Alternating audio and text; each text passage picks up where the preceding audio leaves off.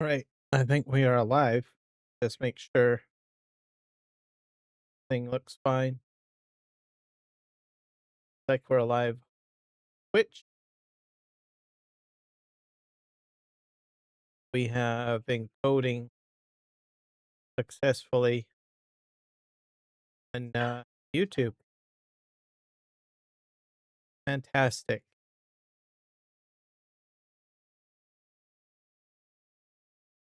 All right. Looks good to me. It is Monday, August 10th, 2026. Thank you for joining me today. Are going to be on the Manitoba map shortly. Harvesting some lavender today. I do have a question on YouTube as a poll. So, what new crop is the Canadian federal government looking at that is a perennial and has carbon capture involved with it? Uh, so, perennial means that it will grow again a second year and a third year and a fourth year and does not require replanting. So, that in case you don't know what a perennial. So, that is in the chat on YouTube. Hopefully, you find it handy here. So we're gonna just cover a few things today. We'll go over the fire news for today.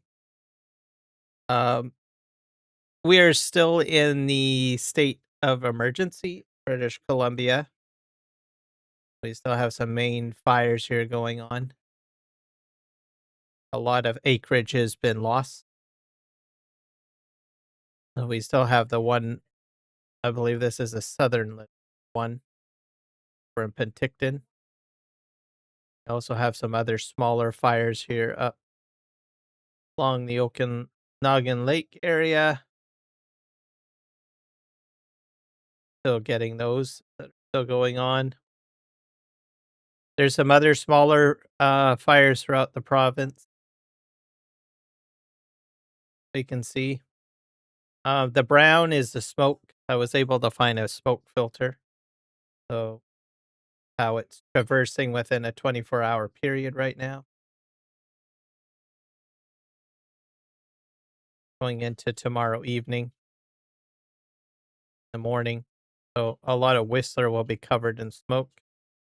Most of my evening will be, I'm down here, by the way, Chilliwack here. So we'll probably get some smoke.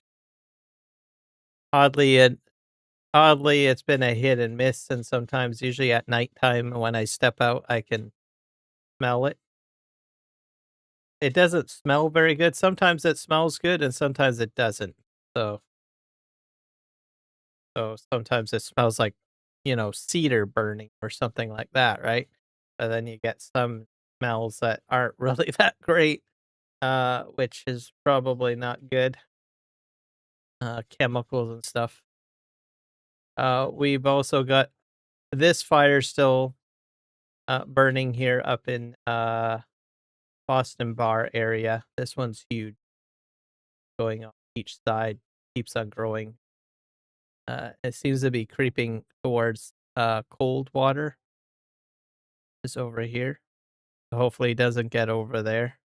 And the Merritt region, of course.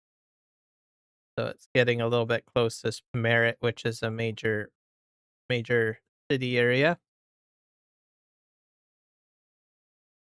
So hopefully that doesn't happen. We do have a provincial ban on, I think, off-road vehicles and stuff like that. They basically want to keep people off of Forest Service roads and stuff like that. Crown land. So there is a ban for that. We can still go out and do things, BC, so we'll see. Hopefully it still, remains in control.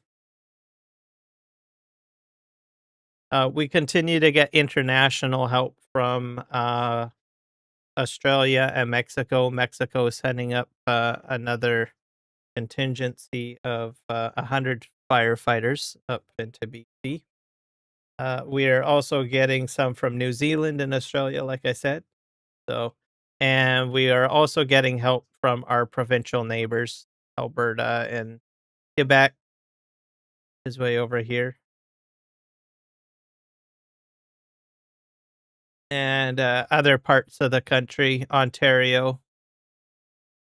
I think even some services from the Northwest Territories.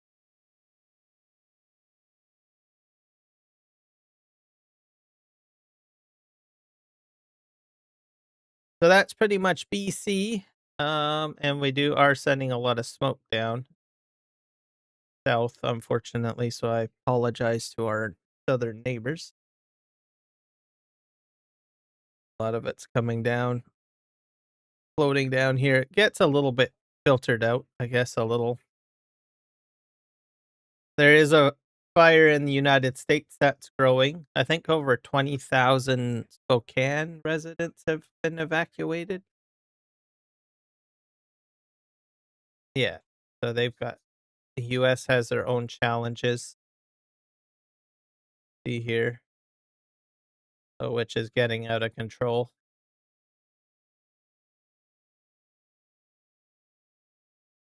So hopefully they can get that sorted out. I can't really find a good map to use for Spokane, but it's on the west side of Western Washington. CNN has their article.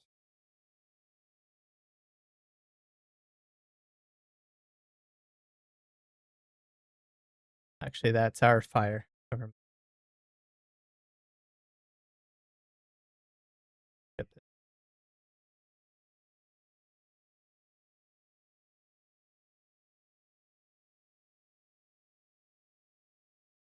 Yeah, so they're getting teams from California to help out, which is good. Fairview Fire, Old Trail Fire, and Autumn Lane Fire.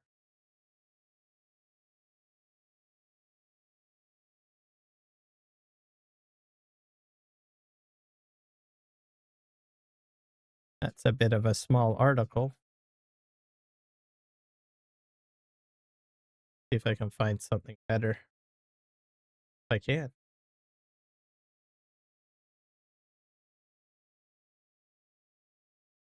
Yeah, I'll click on this one.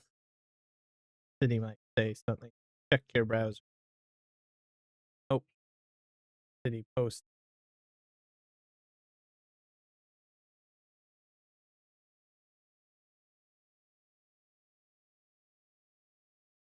Yeah, about 10,000, I guess 10,000 acres are affected. 900 structures destroyed as of Friday. So that may be a little bit larger now.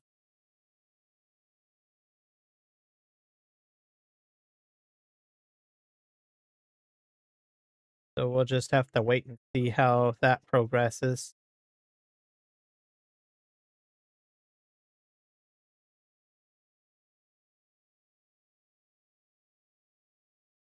I'll see if I can get a better map next time on live stream for the US. I sometimes do windy.com.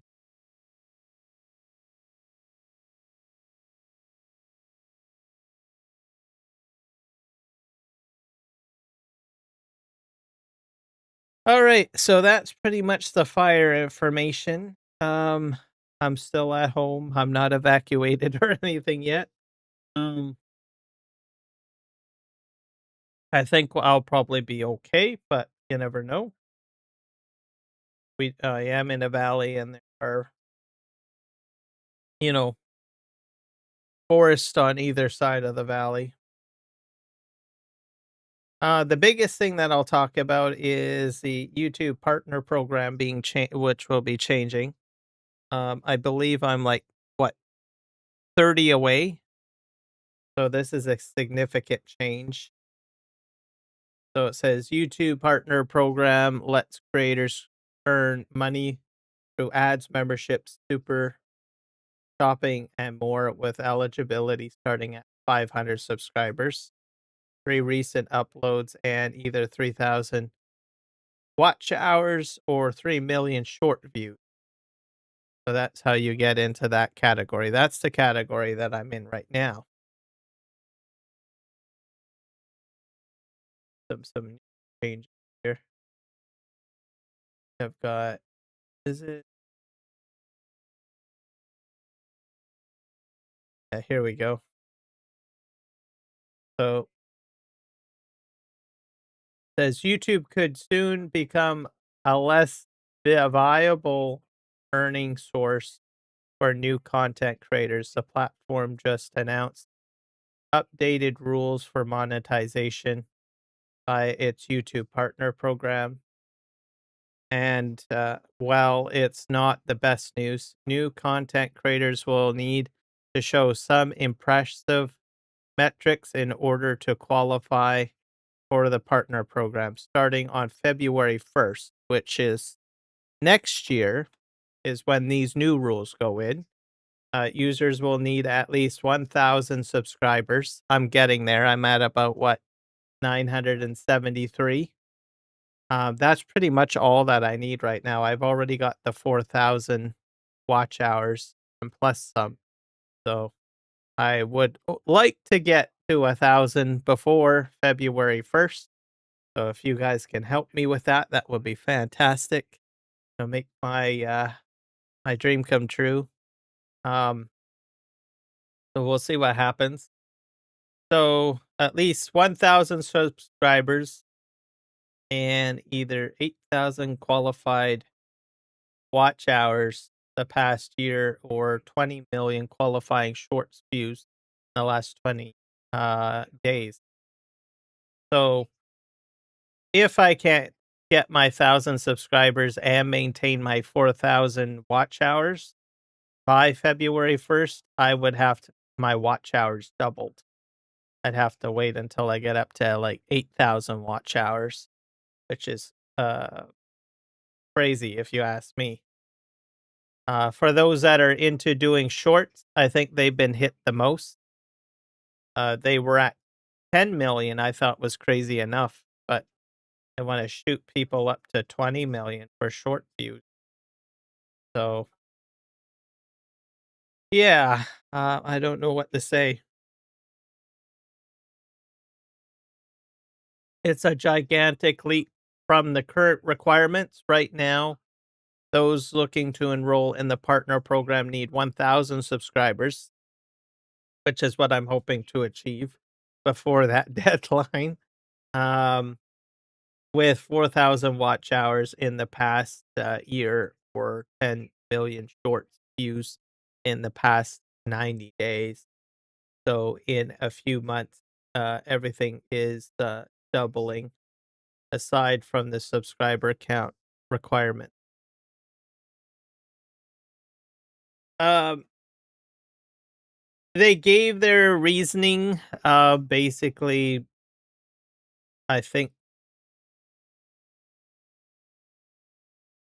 this guy here kind of indicated that it was to, you know, to justify paying out more money to content creators. They want people to work harder.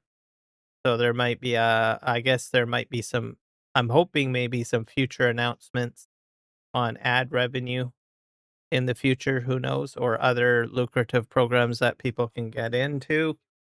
But for the most part, they've been pushing like partnerships and stuff like that, sponsorships, things like that, with companies, um, trying to get that kind of market going. They put a lot of that in last year, but I guess maybe they, I don't know, maybe they feel that they weren't getting any takers on it. or nobody's getting on board with it, right? I don't know. I'm just speculating here, but that could be one thing what they might be trying to do to get people to partner up, right, with companies, advertising, sharing, or something like that, right? I never really had much of an interest in that. Myself, I just want to do, my YouTube content, interact with my audience. I don't really do it on a business basis or anything like that to sell products, stuff like that. Because when you start selling other products for other companies and stuff like that, right? Um, I don't know, you can't really say your own personal opinion on things very much, right? So I think that's what they're probably trying to do. Um, so guess we'll have to see. The other thing too, um, I think there is some things going on. So I've noticed that I get a lot more viewers on TV watching my live streams, which is good. So people watching on TV it definitely helps for viewership or watch hours and stuff. They calculate that differently. They estimate how many people are sitting behind the TV and they give you a couple of extra views. So that might be a factor. Another thing that I've noticed too, and this might be just for me or might be for others, I don't know. But I am currently getting some views on some posts on my YouTube community area, which I have noticed. So kind of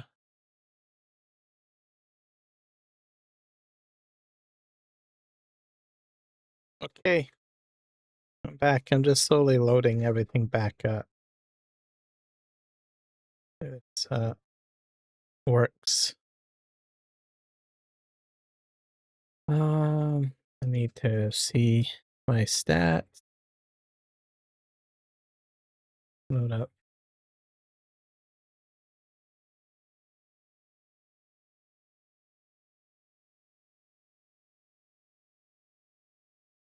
Both encoders working? Yep, both encoders are going. People are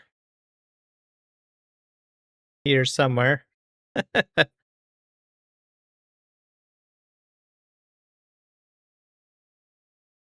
Had a feeling something else was going to go broken on me. My headset was acting goofy earlier and I thought I fixed it, but nope, I was wrong. All right, we're going to load up the game now. Let's just make sure my stream health is looking good. Yes, it is.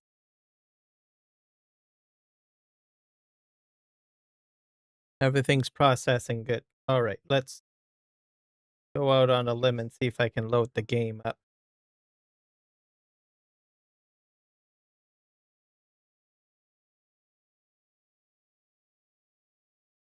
But as I was saying, yes,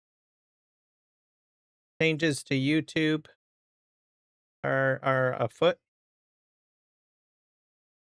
So a lot of people will be under the gun to meet.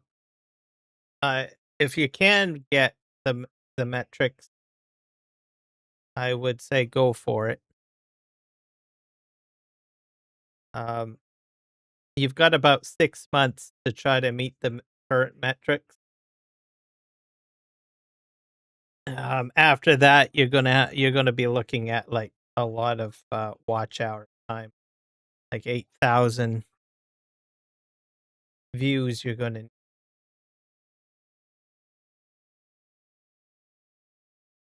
public response. There's a lot of people not happy. There's channels that usually help folks with YouTube channels and stuff like that, right? They give out advice on how to go ahead and hit the algorithm right in the face. Unfortunately, Even they are, I think they don't look very pleased about it. At the end of the day, it affects them as well, right? Most of their channels are already monetized anyway, right? But still, they know that they will be having a lot of questions thrown at them about it all.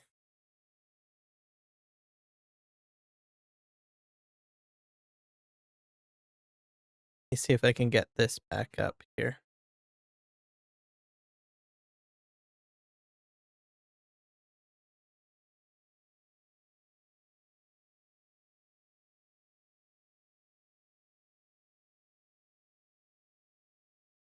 So we're looking at new YouTube standards.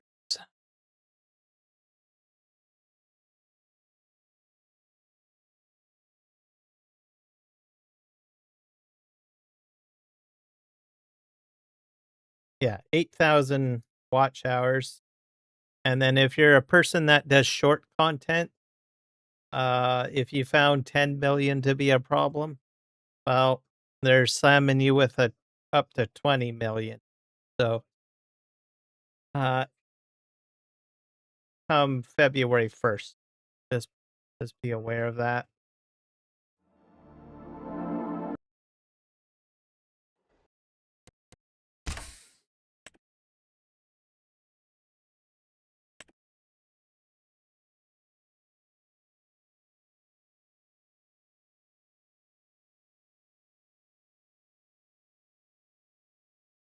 Hit the start button.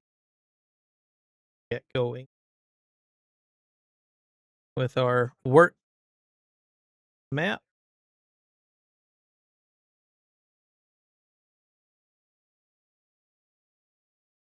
Looks like my computer's running smooth now.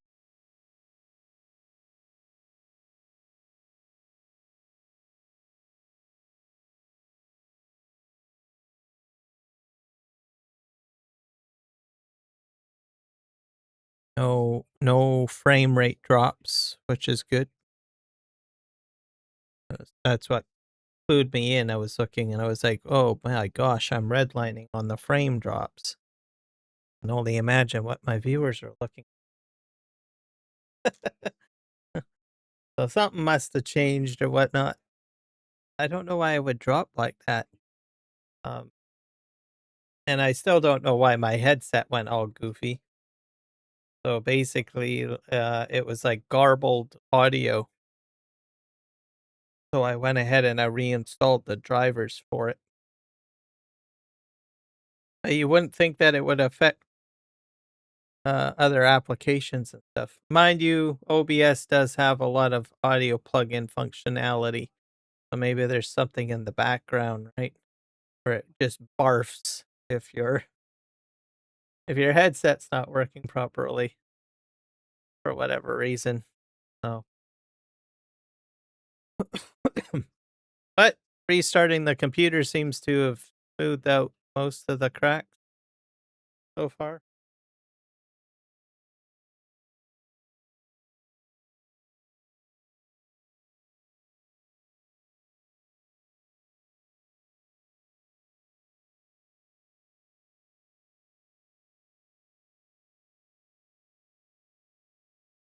But the response to the YouTube stuff, there's a lot of people pissed off. A lot of people pissed off. There's been there was a huge push for people to try to start new channels and stuff recently. Um, but they've done some algorithmic changes. They've been trying to fight off AI videos and stuff like that. I think this might be part of it. Um, I think they're trying to push for like quality entertainment on YouTube to try to make it like a place where everyone goes to look for, streaming information and stuff like that. So I think it has to do with that as well. I do think it is a very difficult for people right now. And large content creators are affected too with the algorithm changes and stuff. So I don't know. There's a lot of balancing going on. It's quite likely that we might see a lot of people flocking to Twitch or going to Kick, or they might go to some other alternative method, or even Facebook. Facebook has been getting a lot of traction lately, especially with the farming simulator community. So even myself, I've been kind of looking at that a little bit too. Or mind you, I think Facebook is way more complicated. It's like a whole other animal to figure out. I don't know about that.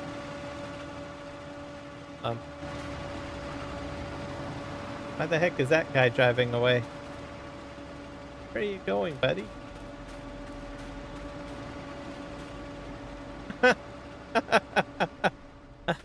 Oh my gosh, that's crazy. He's driving away. I don't get it. I'm way over here, buddy. Get back over here. What happened? Oh my gosh, if it's not my computer having problems, it's my game. My AI workers. He knows that I'm going to fire him, that's why. Because today's episode, we're going to do the reverse. Last episode, I had, I have no clue where this guy's going.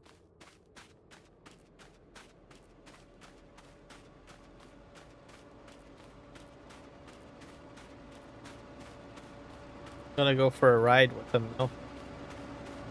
You're wasting my time, buddy. Get back here.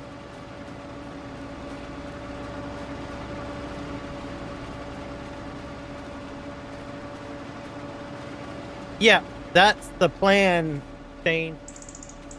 So when I hit 1,000 subs, I'm going to be doing it with all the platforms. And no DLCs. Because I know that there's some people that just can't afford to buy all the DLCs and stuff like that. And so not everybody buys like the year pass, right? So just to make it really easy, it's just going to be the base game. That's all it's going to be. And it's going to be all platforms. So that's been my promise to the community when I hit 1,000 subs. This guy's going crazy. I'm not going to turn him off, because if I turn him off, he's going to ruin my crop. Once he gets to the edge here, maybe I'll turn him. So that's the plan. I'm going to host it on a server as well. And I'm going to try to, I don't, probably max it out, the amount of base that people can get in. So that's the plan. Oh, this guy's running out of...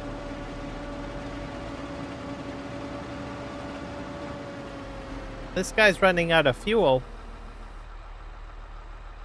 Yeah, I think I own the header. That's a problem. I've never had an AI worker run out of fuel. This guy doesn't do very well with fuel.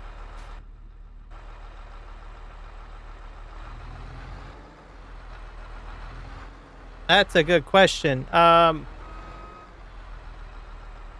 going to bring up the information. I talked a bit about it earlier, but my whole stream broke, so I'm going to go over it again.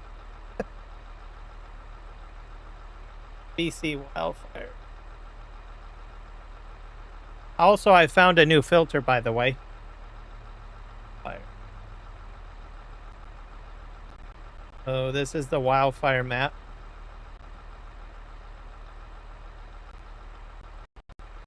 So this is what we're looking at right now. So this brown stuff, this is the filter that I found. This shows you the smoke. I know that, I think you were with me on my last live stream, and I was talking about the smoke, but I couldn't show it. but I found a smoke forecast filter. So it's showing like basically from the 10th to tomorrow. So I'm going. I live over here, so I'm probably going to see some smoke probably tomorrow as the wind, and probably tonight because there's like a little bit of smoke up here from this fire that's coming in. So tomorrow morning, I'm going to get hit pretty bad tomorrow with a lot of smoke. I'm going to be coughing my head off probably by the looks of it because that's pretty thick, right? But anyways, enough about me. This stuff is expanding. This is getting larger. We are not seeing any rain. That's the problem. So I think the last time that I saw the map, it was like right here. And it's starting to expand. And they're talking about Merritt. They're worried about this town getting, you know, sort of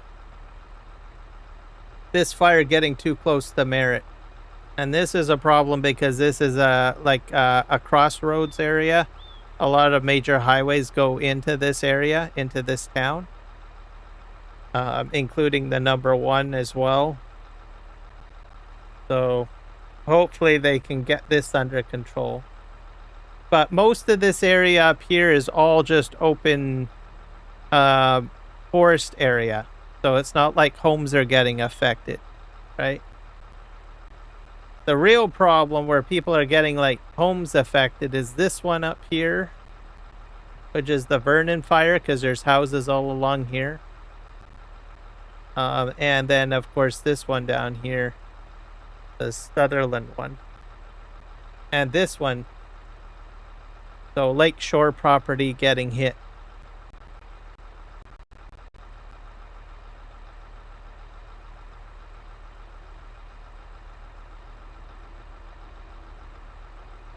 Well, we do have fire services available. It just takes a lot of manpower, and there's a lot of fuel is the problem. And I think it just catches everybody off guard.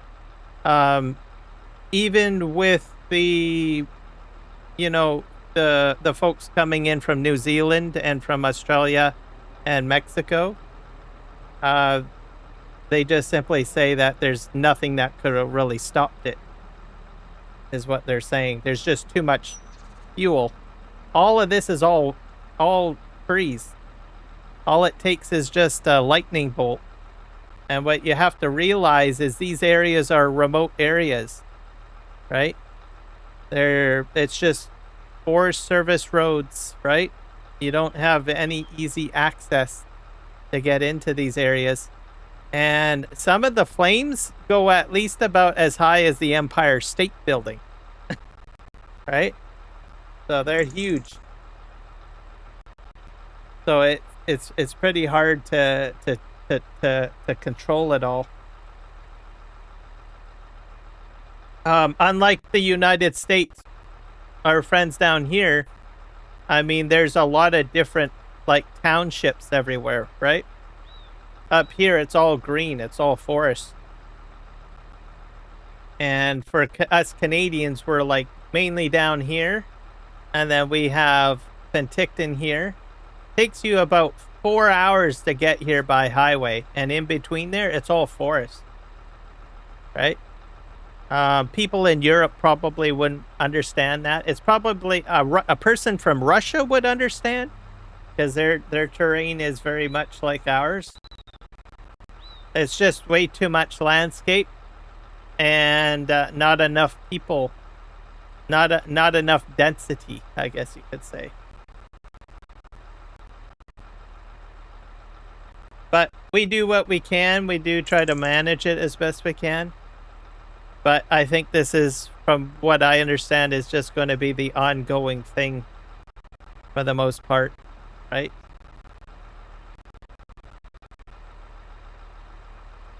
Yeah. At least we're not getting a lot of like, I mean, there's some damage to houses and homes and people's lives, but you take Europe, right?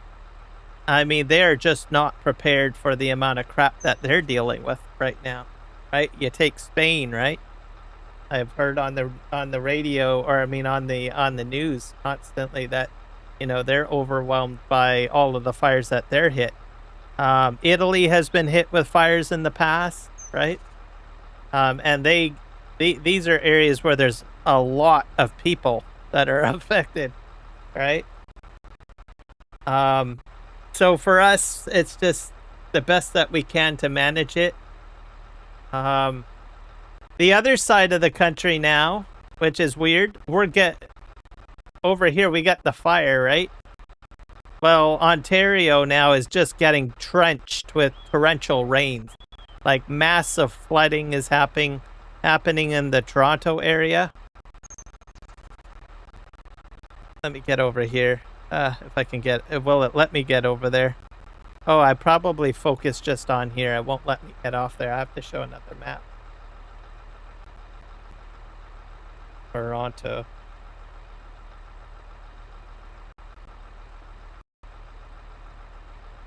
Open that up.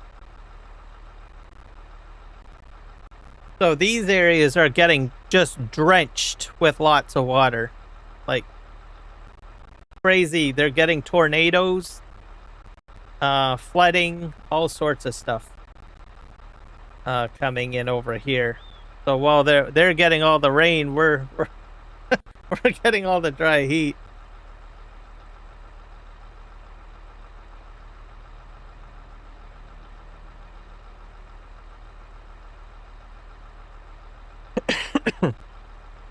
Yeah, pretty much.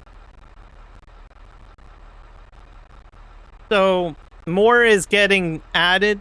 We are currently, like, we have a company that basically does a lot of water bombing work. So older planes are now getting handed over to the fire services to get retrofitted as water bombers. So I think more money is getting invested into it. I think a lot of money is going to get pumped into forest and fire management for the most part. And then Spokane, these guys down here in the United States, it's a tinderbox all in Western Washington. Someone started a fire and there's like about 900 homes burnt out, and their fire is out of control too. That's why Spokane is all covered in smoke. So they're getting hit as well. It's just, I don't know, it's just the way it is. All I can say.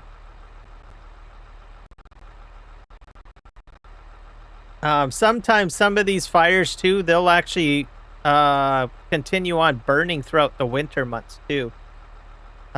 When they get into the root structure and everything like that, you get fires that are underground, and they'll just continue even if you've got like minus 40 below weather on the surface. You could still have fires burning underground through the root structures and, you know, the ground plants and stuff like that of some of the dense fuel sources like shrubs and trees and all of that stuff.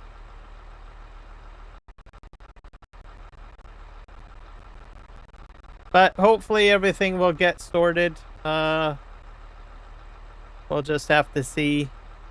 There is huge response. There's a lot of people getting the help that they need. There's a lot of emergency services. Animals are getting evacuated. Now you don't want to go to Canada? Yeah. Yeah, you're gonna get hit with something, I guess, during the summer. I think last year they had more fires over here and in Alberta and in the Northwest Territories. So it kind of moves around.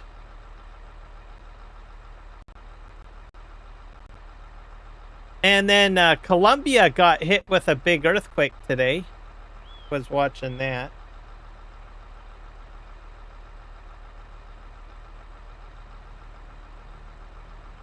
Earthquake website. I was looking at that too. or the USGSDA. So these are all of the earthquakes that have happened in the last 24 hours. So the largest one being in Colombia. They got a 7.4. So that's huge. It's caused a lot of problems for them. And then there was another smaller one, which was probably an aftershock, which was a 5.0. I don't think there was wasn't any other major earthquakes. There's just these smaller ones. That was a 3.5. I think anything under 5 is all right. 2.7, 0.6.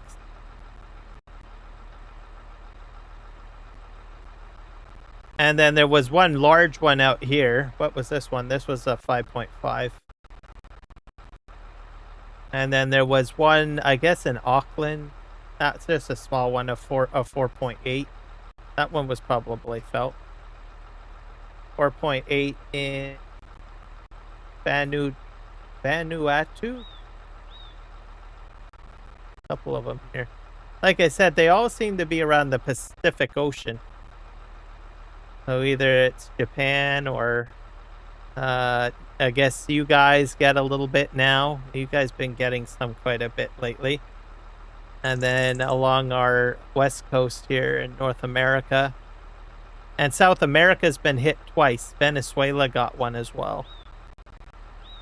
And then there's one in the Atlantic. A couple of them in the Atlantic. That's the Mid-Atlantic Ridge.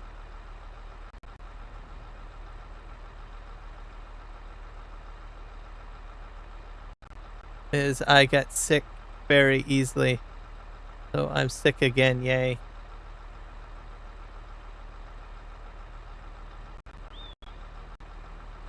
You get sick very easily. That's not good. Is it because it's too hot? Is it because it gets too hot?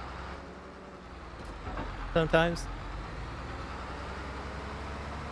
I hate about winter is I get sick. I'm sick again. Yeah.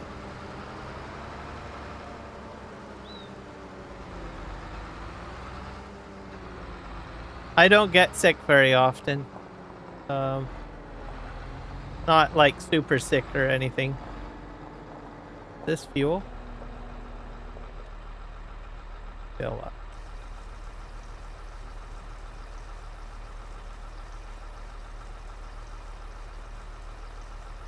Your sinuses, and it's very cold. Oh, gotcha. I usually, if I have a sickness that's coming on, I usually try to take something right away. Like change my diet. I don't know, drink more tea. And get cough syrup and all sorts of menthol-based products.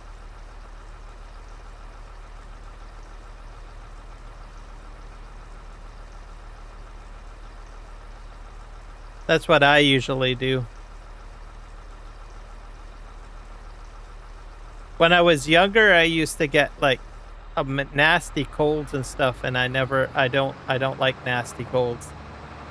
So I went ahead and I said, well, if I feel like something's coming on, I will just simply change gears.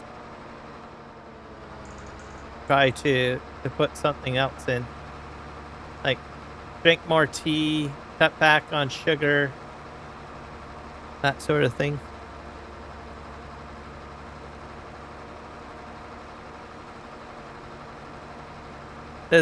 When you say flu, does that mean like you're throwing up? Or are you sneezing?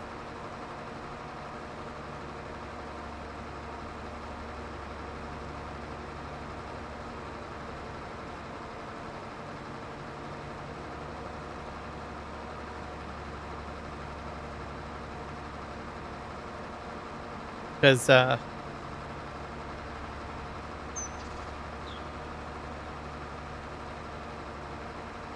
some of it is stress too. So if you're like really stressed out, that can affect your health too. Sometimes it can't be helped because you might be like doing some crazy work or something. I wonder if this stuff grows back. Save some gas. We'll turn that off. I don't know if I have to. Wonder if this will grow back. It almost like looks like it'll grow back. Okay, I need to set up a course here.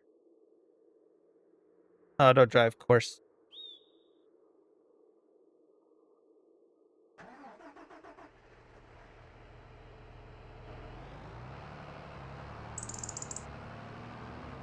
Go back over here.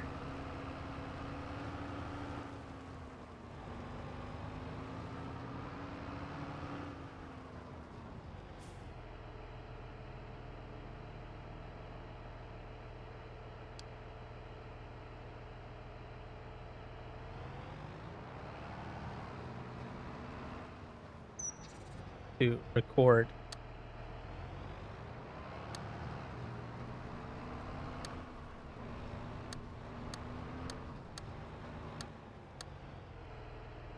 Probably not the best spot to do this, but no, just coughing and my nose getting blocked. And I get fever.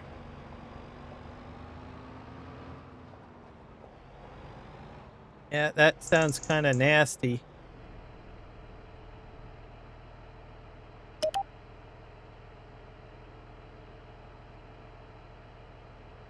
I used to get that way when I was younger, but then I've started to recognize when the symptom starts coming on, and then I just sort of prepare, I guess you could say. Just do an arch like that. That worked.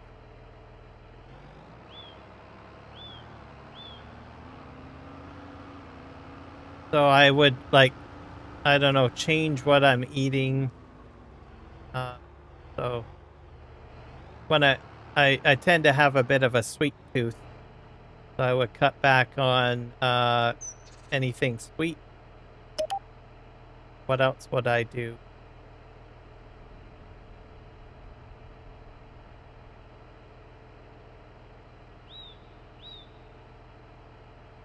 Also caffeine. I would cut back on caffeine. Sometimes. That usually helps.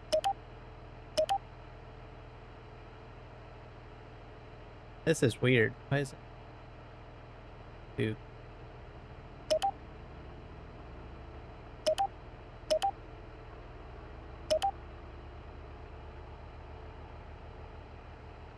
I'll just put out a single link, I think.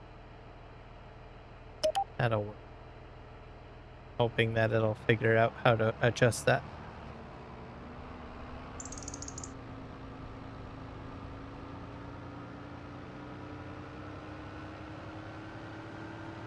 Well, at least you have a fast recovery. Some people don't have fast recoveries.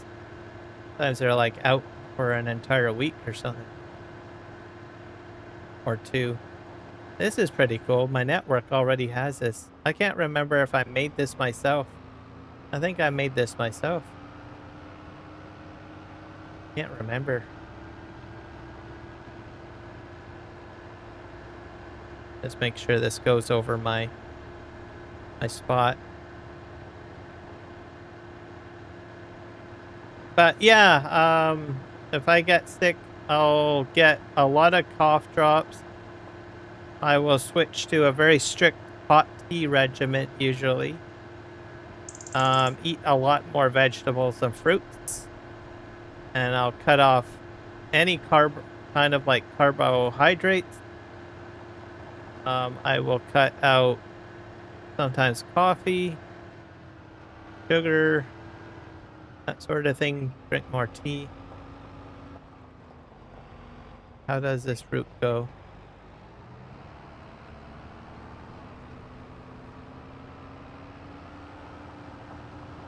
Around here. I guess I already put this in earlier. Farm silo. That's going to be a problem.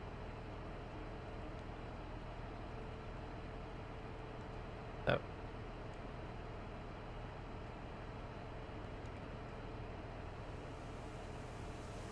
There, that should be good.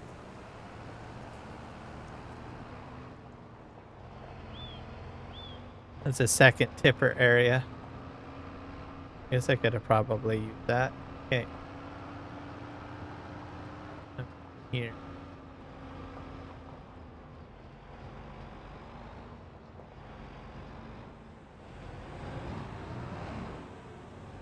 Probably here. We'll call this like what?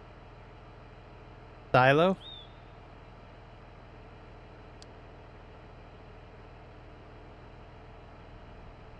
Silo. Farm.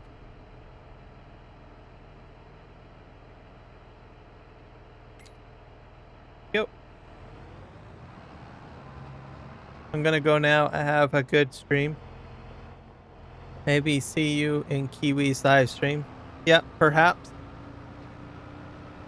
And if not, we will see you when we see you, I guess.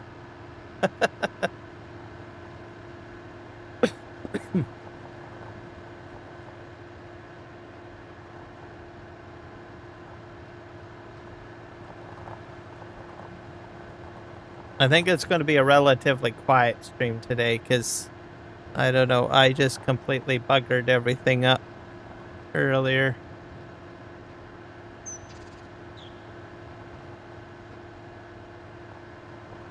But who knows? Maybe it might pick up later. Don't know. But no matter. We're going to take care of Lavender.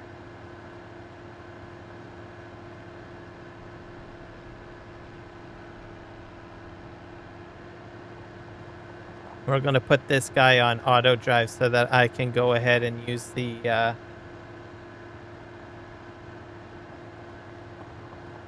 forage harvester. Hello, Michael. Welcome in. It's a little cooler today. 114. Yes, that's definitely cooler for you.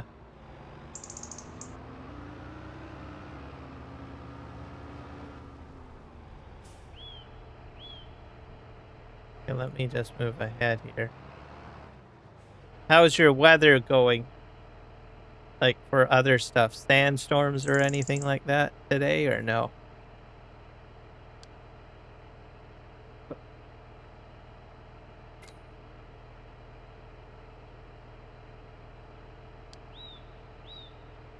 But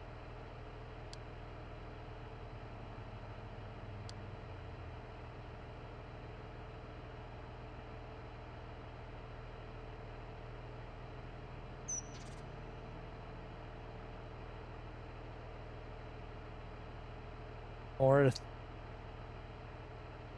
or southwest, I guess.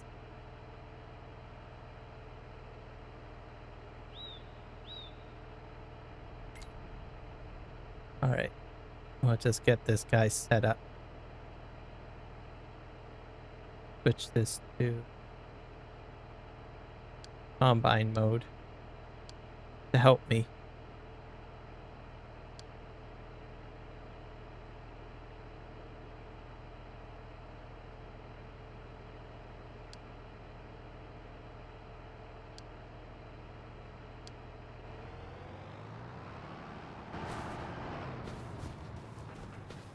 That should fix it. No sandstorms today. Oh, that's good.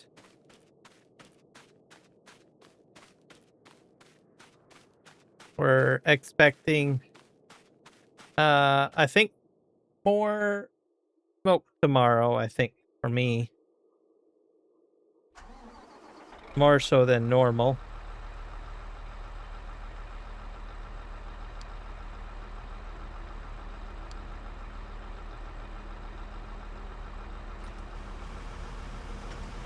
So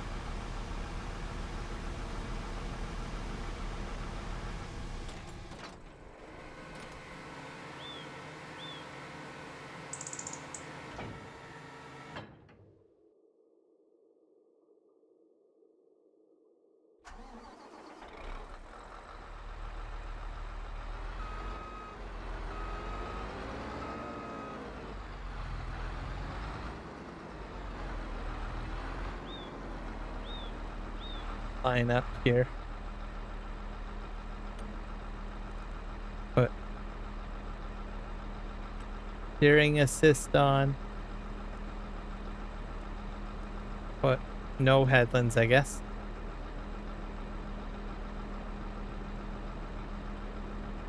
We'll hit OK. There we go. A hot 121 degrees Fahrenheit tomorrow. I don't know what we're getting tomorrow. We're at 27 right.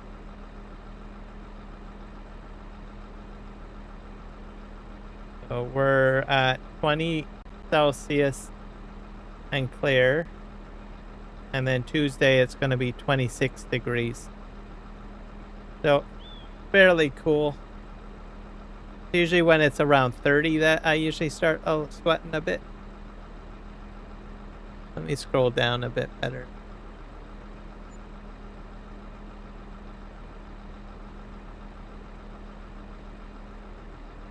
We might get some precipitation, I guess, which is what we really need. We need that. Visit your desert. It's going to be too hot. I don't think I want to go there. Invite Shane over. He'll probably be better adapted for it than I am. But we're going to get some, I think we're going to get rain or dew. There's like moisture here overnight. So hopefully we get that because we need that to put some of the fires out and stuff.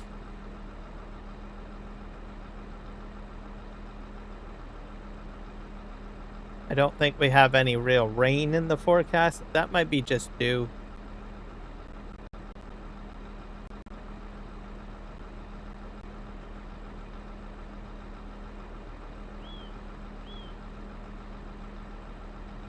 Got our current forecast. Sure if we'll have anything on the weekend.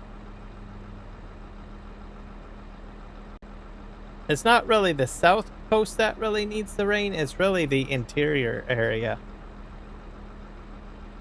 That's where they need the rain.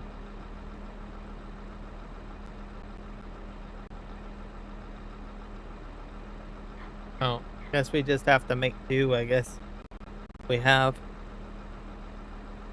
only hotter than the Sahara. You could probably cook an egg. I think I'll pass on that. I want to be cooked like an egg.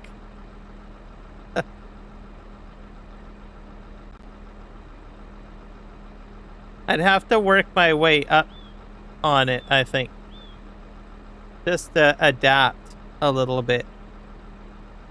So that I'm able to do well in the desert. Hello, Second Chance Gaming.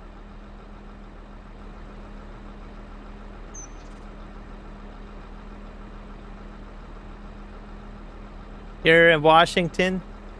You're not in that area, right? You're not in Spokane, are you? Please tell me you're not there.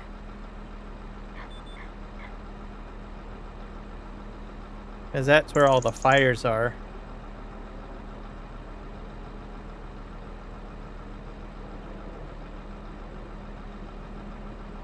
I can't get a good map for Spokane. I was looking that up earlier. I don't know if there's like a US, maybe there's a US Fire Service. Western Washington Fire Service, maybe.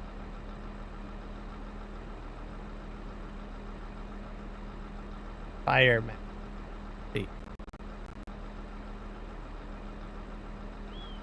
That's not really good. What about the WFCA? That looks like a better website. Oh, that's a fancy website. Okay, I can work with this. Oh my gosh, you guys got a lot of fires.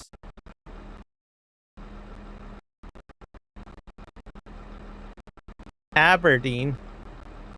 Alright, let's see where Aberdeen is. Can I type in Aberdeen? You guys do have a website. I'm gonna have to remember this one. I'm bookmarking. Bookmark that because I'll forget it. This is the best website I've seen. It's even better than ours. Ours isn't half bad, but this one's got like rain effects and air current effects on it. Aberdeen. Western Washington. Oh, trying to go to UK. I don't want to go to the UK.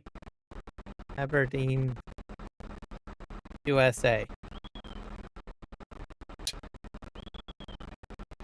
Trying to go to the UK. Aberdeen, WA. Washington. There we go. Found it. Alright, so you're right there. You're near Gray Harbor in North Bay. I think you're fine. Oh, where all the fire stuff went away. I think over here is where all the fires are.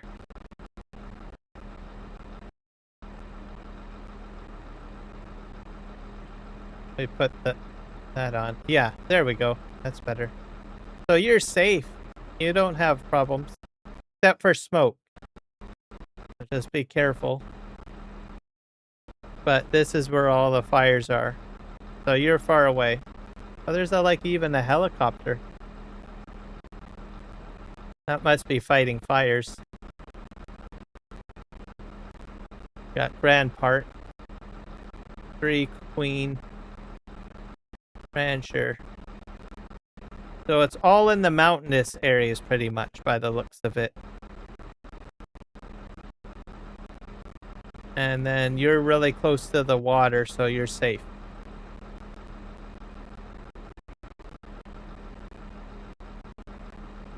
Do you get like really bad smoke sometimes, or is it fine? Oh. Click on that. That might be the one I'm on right now. Yeah, I'm on that one already. Michael. Oh, that's an even better one. That covers the whole United States. Let me grab that one.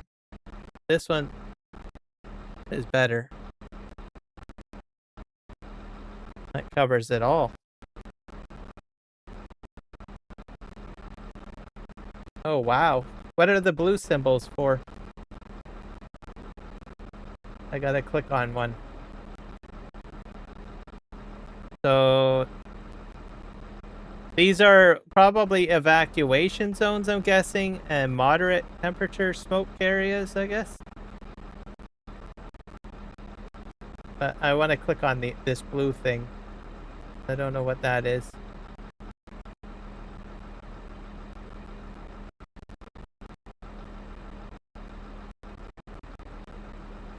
Oh, are these cameras? Drift towards the... That's like a camera.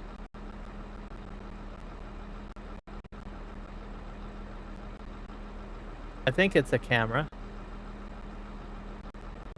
Trying to scroll in. You just click it. Oh, it is a camera. Oh yeah, that's a far better website.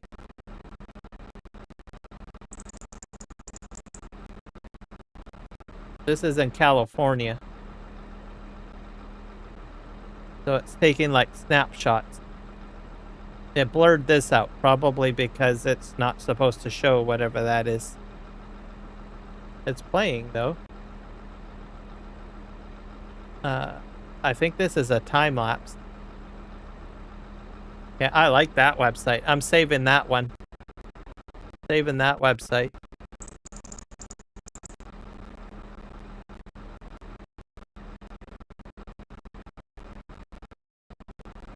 And it's pointing this way towards the west. You have one fire? Yeah, I gotta scroll out.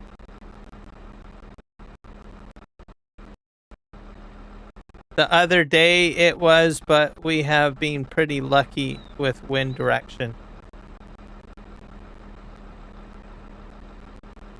I think that's the benefit of being like on the coast. Like Aberdeen is right next to the ocean, so you can get a lot of clean air in, which is a good thing. Myself, I'm not right on the coast, but I'm pretty close. So I kind of get what you're getting at. Because I'm in the Fraser Valley, so we do get some coastal stuff. Yeah, I'm trying to zoom out to Texas here. Oh, here it is. Yeah. Buford Creek. Actually, there's a Saxon fire, but that's probably small. There's a Canadian river?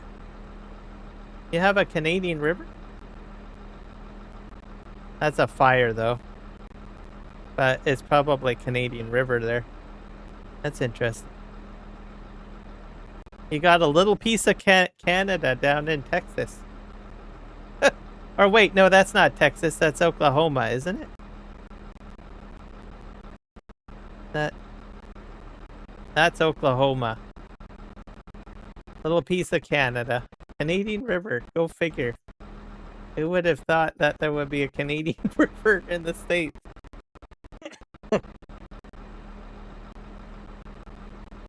You have a place called Canadian? Oh, wow. Okay. Let's find out where that is. Canadian. Texas.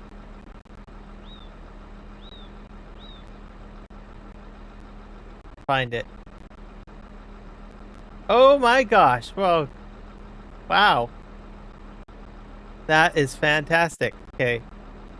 They have a little township called Canada, or Canadian. I love it. Any idea why they named it Canadian? Does it have anything to do with Canada at all? Or did they just randomly decide to call it Canadian? It's like a little town.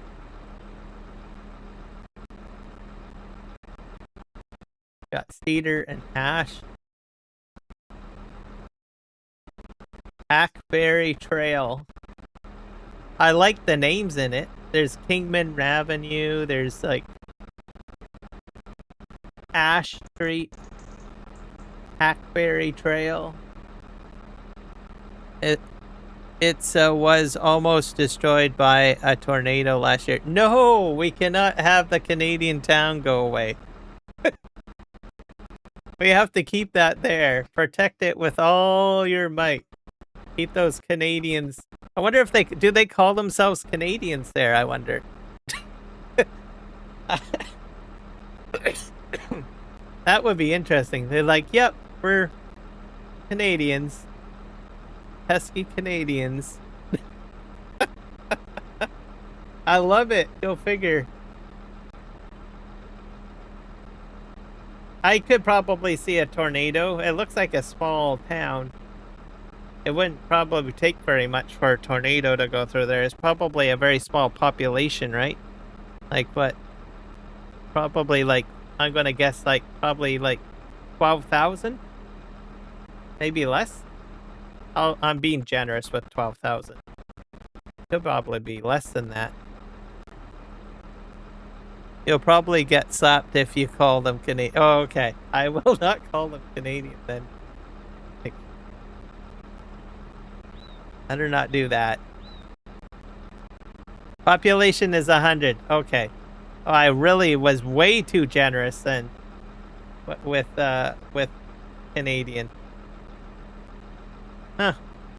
All right, but 2 thumbs up. I'm like right on. Got like a little Canadian town down there. Even if it's a population of 100. All right, let's go back to the game here. See, where did my guy go? Try to find him. Missing my truck or my tractor. Oh, I see what happened here.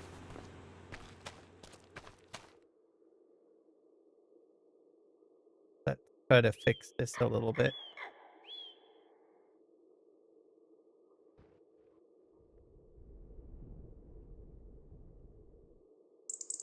I don't think we need that much of a wide turn.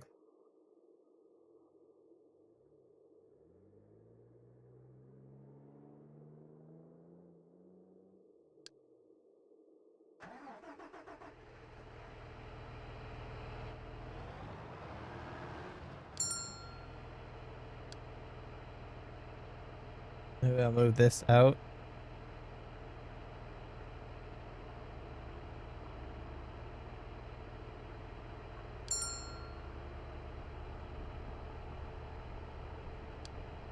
We don't want to go to the grain terminal. We want to...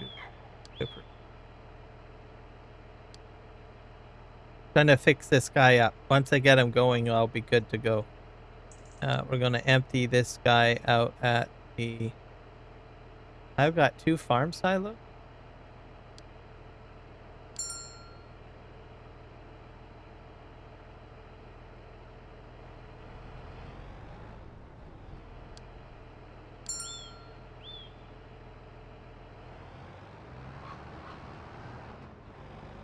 I'm going to delete out one of the silos over here because it's a problem.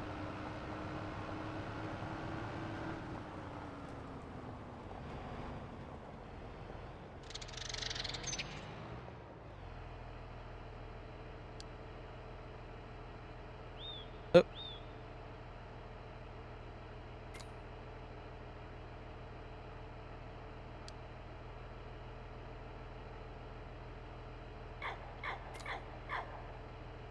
I'm going to just delete that. Okay, let's try. See what happens here. The tornado clipped the north side of the town. Oh. That is not good. Unless it could have done more damage, then maybe that's the best outcome. And hopefully the damage was low.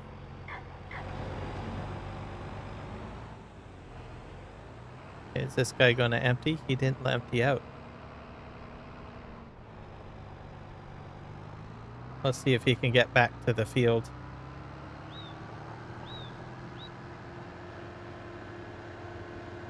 And then I can get into my harvester.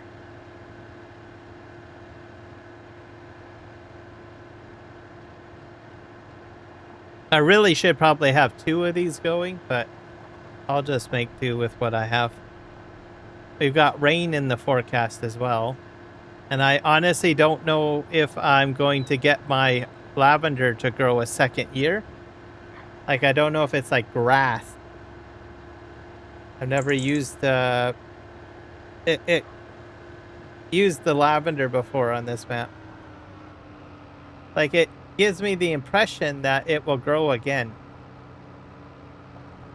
Like, just the way, because it's so bushy. Right? That's what I'm hoping for anyways. So I might have year after year of lavender on the fields. So it might be like grass. I'll see if there's any way of telling if it's like in a different growth state. The sandstorm is 10 times worse in Canadian Texas. Oh. I'm guessing they wouldn't be very happy, would they?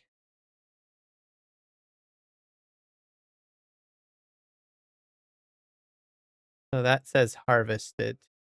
I don't think this will grow again. Yeah, I think I have to plow it maybe or something. Sure. I will see. It looks like it wants to grow again. Alright, let's get this guy going. We have a New York, Texas. Huh.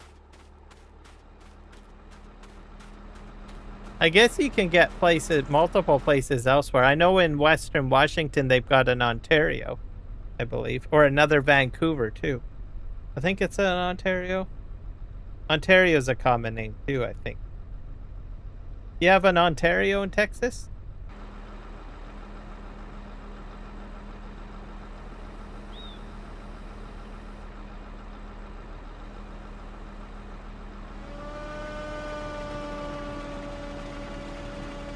Okay.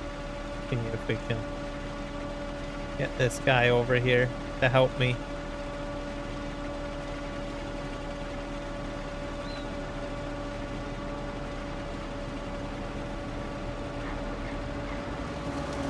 Okay, off we go.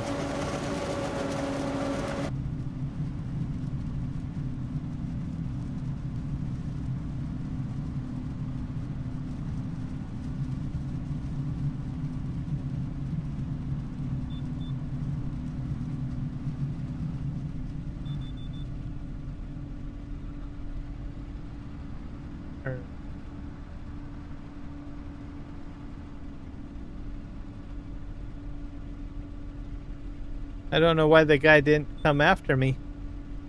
I'm confused now.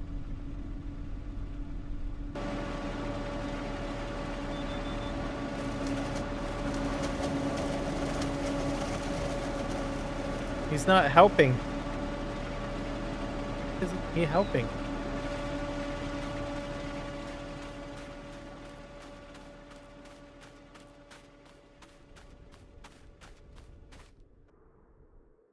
I probably need to adjust some settings.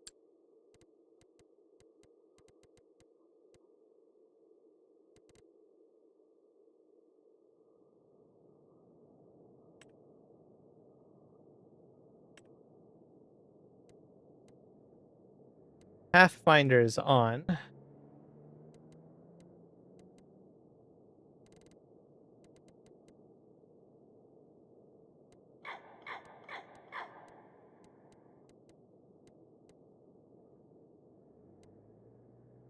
Auto start helpers? What's that? Automatically start active helpers after loading a save. Yeah, that's probably a good thing.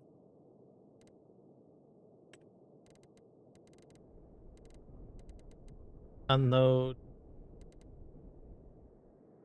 Restrict unload to fuel. Park? No. I just want this guy to help me out. That's all I want. It's not rocket science. This science. Swath detection. Decide if swaths are detected as a fruit on. Let's say no.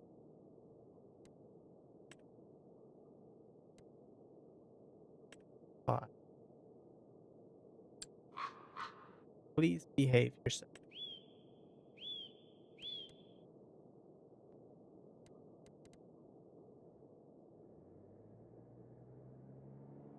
On the tractor mode, see if there's anything.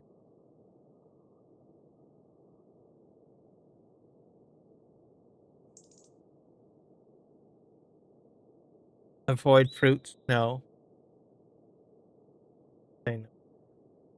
Automatic refuel.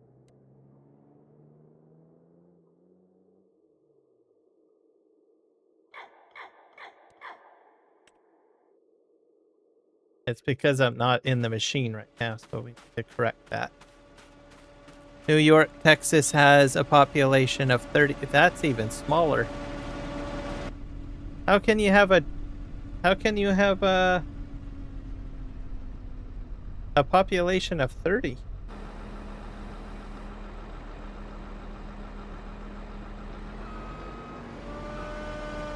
We'll have to turn it on. Hey, this guy better turn around.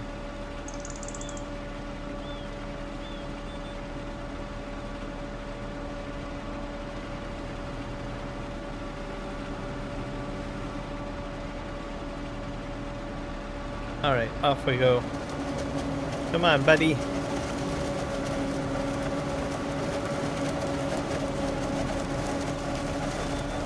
Why aren't you coming along for the ride?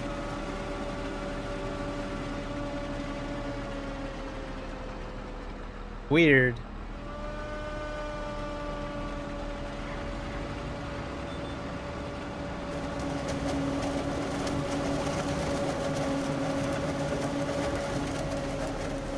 It's acting weird. Very weird.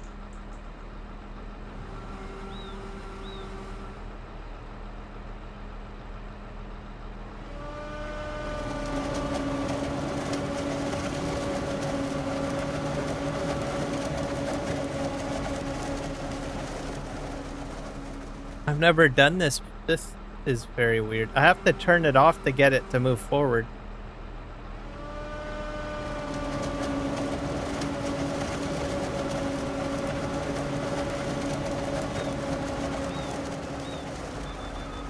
I don't know about this. This is weird.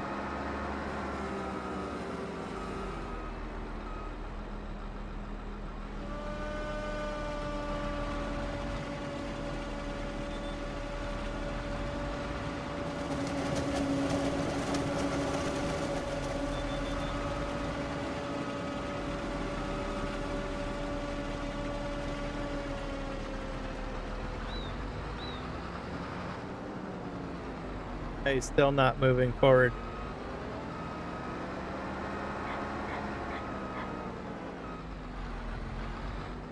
This is going to be crazy.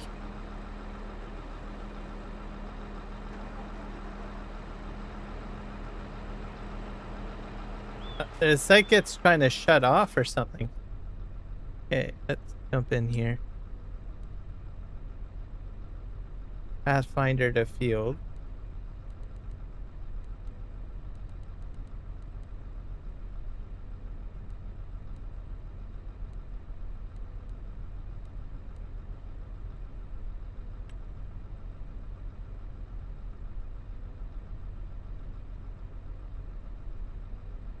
Switch to marker. Add settings to HUD. Let's throw that.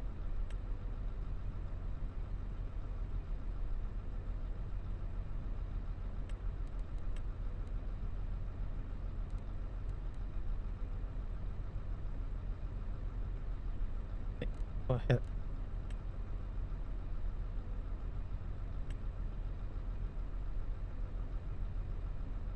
Pathfinder is at max.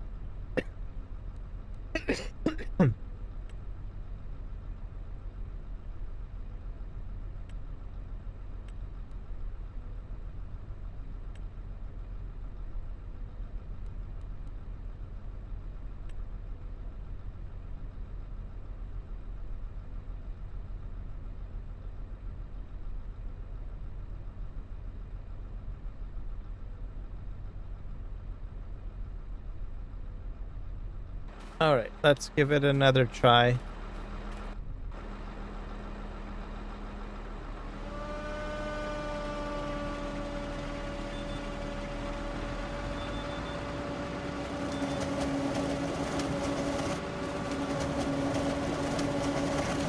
It's still not coming this way.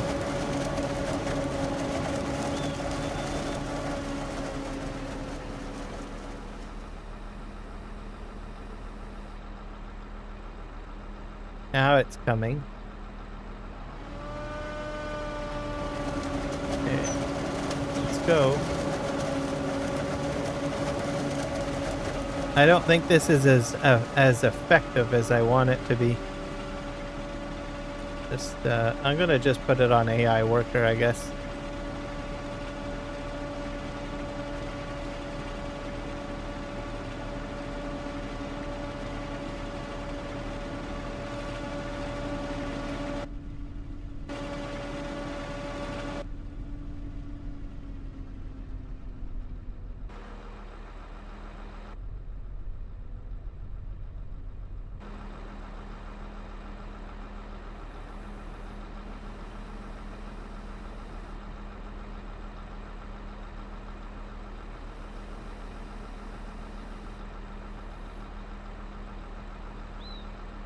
And if I hit it, H, it seems to raise. That's weird. That's very weird. I wonder if I should save and load the game again.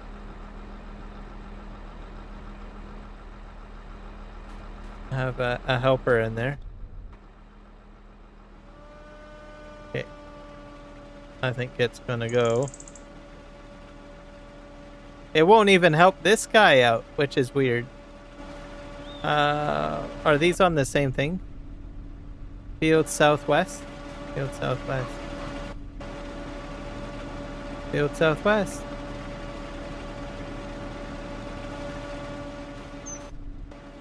Just shut this off, I guess.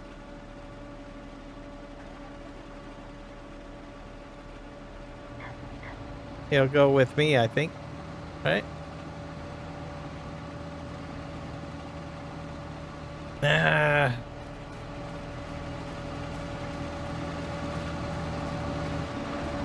Oh, go.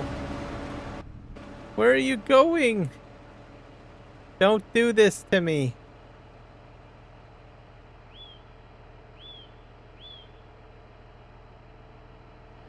I don't know. I don't know. I'm sad at the moment right now.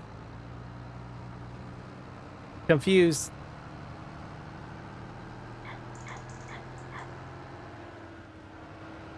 The AI worker's at least working, but I don't know if it's doing what I want it to do, though.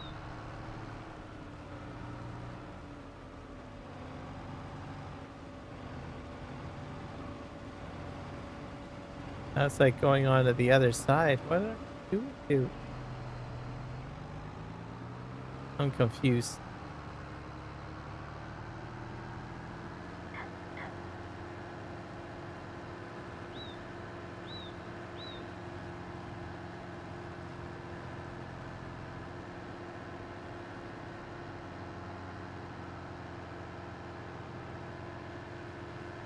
Pathfinding's probably maybe a little challenging on the map, maybe? Yeah, I'm gonna try to get to the other end. Out here.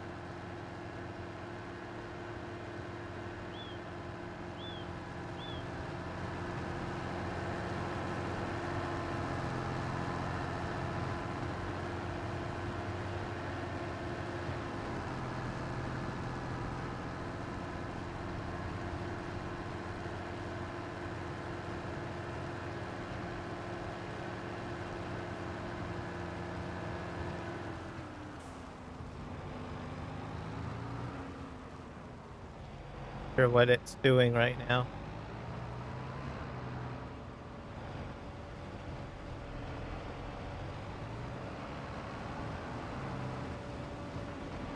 I'm gonna go in behind it and follow it.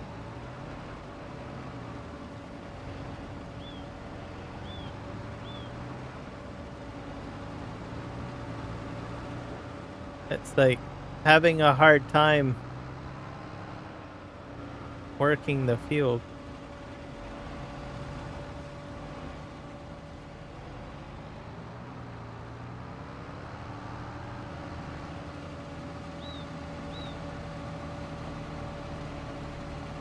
Hey, please do something productive.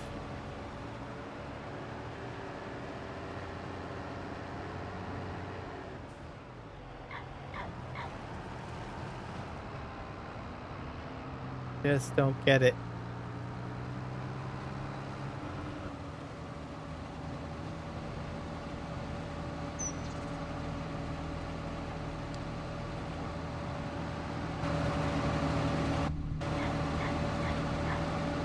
See if I can operate it myself.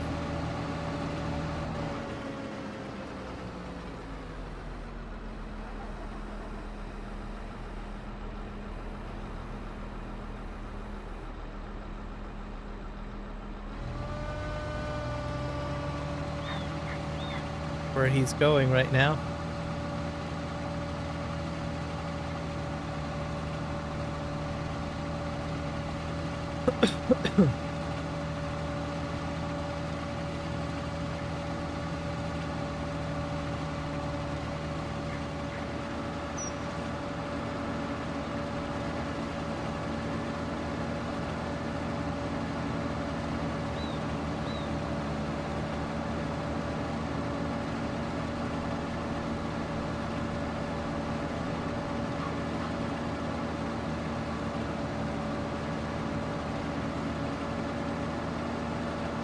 I don't think I'm having very much luck with lavender today.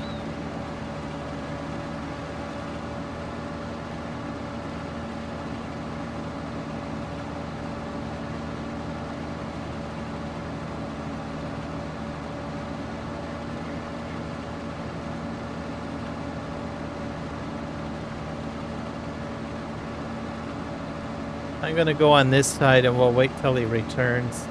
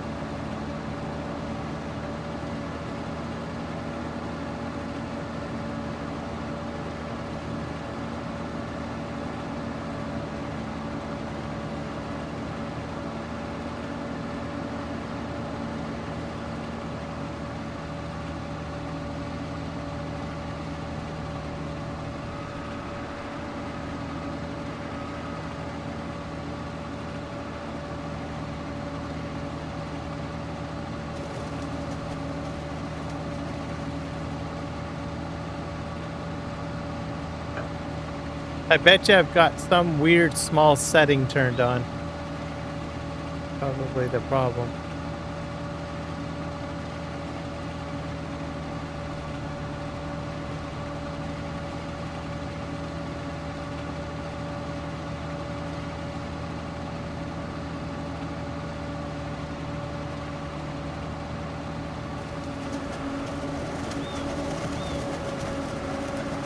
There we go. Working now. I hope. Keep on coming along.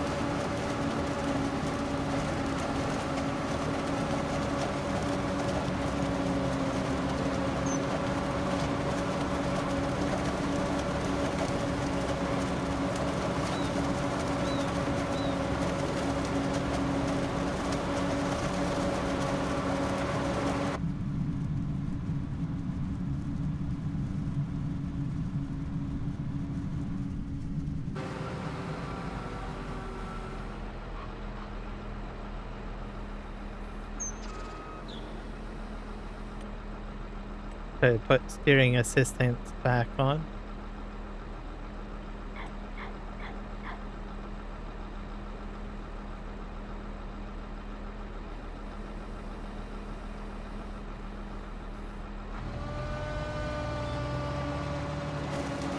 There we go.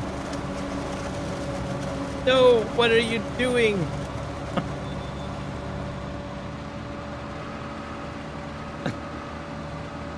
I'm telling you, I'm cursed today.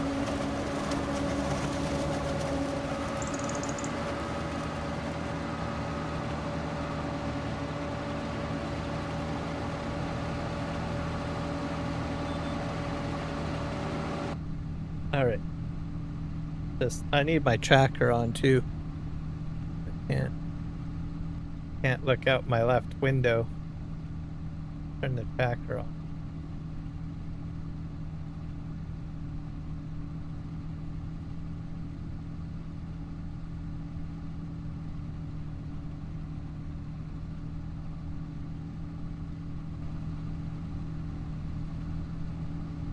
All right, let's do this.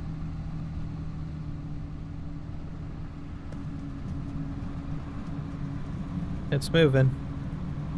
Coming along with me. All right, I think we sorted out some of the hiccups that this setup has had. I don't know why it goofed up so much, but it is allowing me to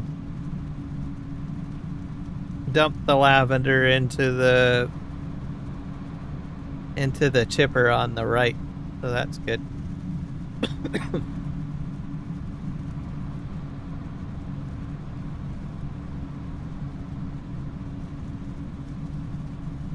We're slowly filling it up.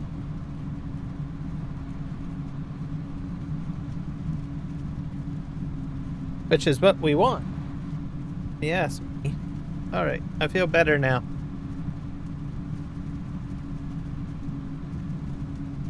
Because I can't do this on my own. I have to have some sort of AI helper helping me do this. So, and I did have AI helper last time, but the roles were reversed. I had the AI on this, and then I was driving the tipper. But I wanted to do it in the other direction, which I'm doing right now. Hello, Eric. Welcome in. How are you doing today, sir?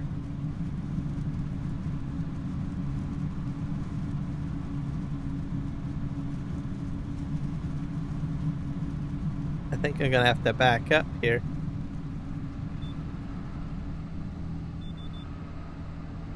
Hard to look out the back.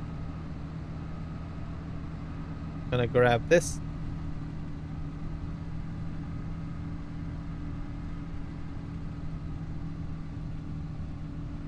Well, skip a row, I think. So, I do.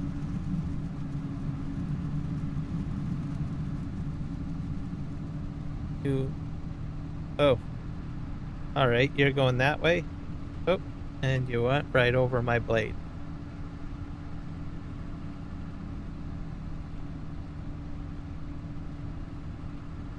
Just set ourselves up here. He's gonna have to turn around again. Right. You're doing great. That's good to hear.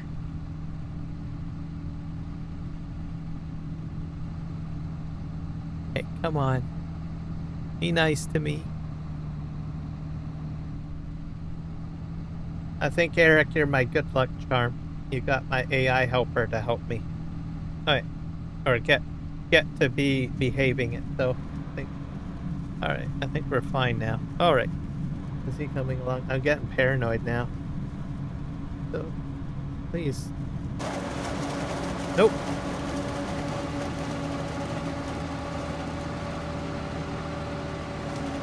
I'm wasting like crop. There we go. Alright. Doing alright. I got till February 1st to get to 1,000 subs. I don't know if you heard the news. They're changing the rules on monetization. I just need 30 more subscribers. I have to get 30 more subscribers before February 1st of 2027.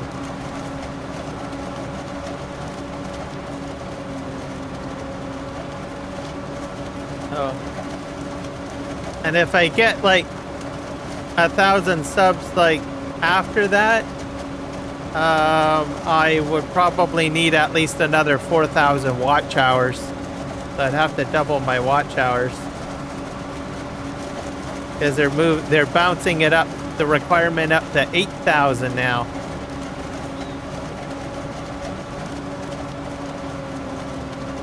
And then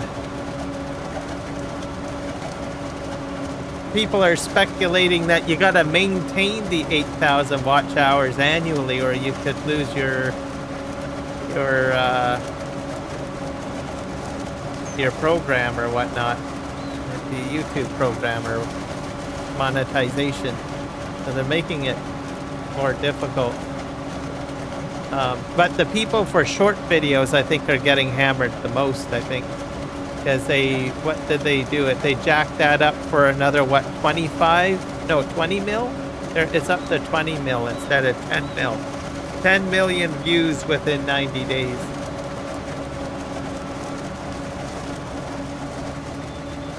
Okay. Why did you stop? But we'll just have to wait and see what happens, I guess. Why is he not moving?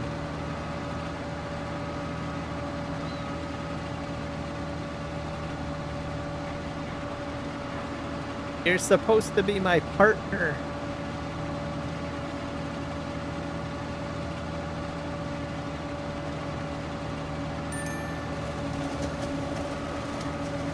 I think he had a problem. Yeah.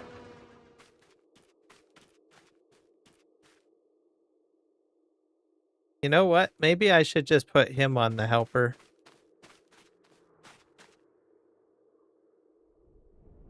Yeah. It'll be even harder for those to get monetized.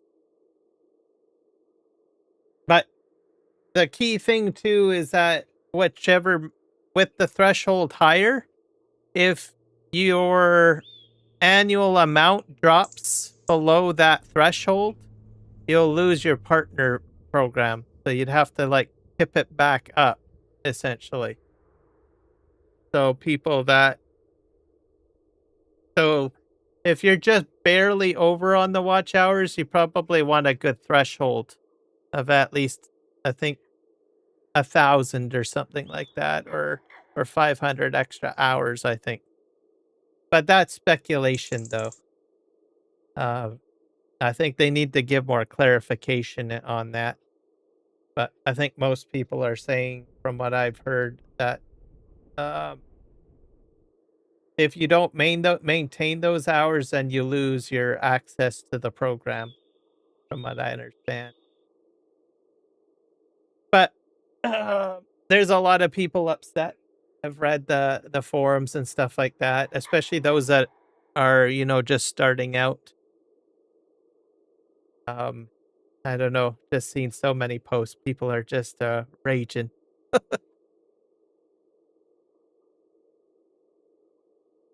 The 4K, yeah. So that it'll be a higher threshold higher. So if you take, like, I don't know, 2 months off or something like that, right? And you're not putting out content, you could you could probably dip yourself out of the partnership program altogether. If you like take the summer off or something like that. I think they're expecting people to crank out more content is what they're trying to do. And they set the bar up higher. So I guess we'll just have to see what happens. Yeah, I'm going to have to put this guy on helper mode because this guy's not doing his job properly.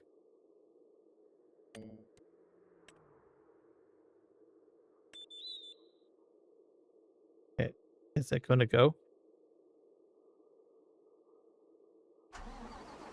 I don't know what he's going to do. What are you going to do?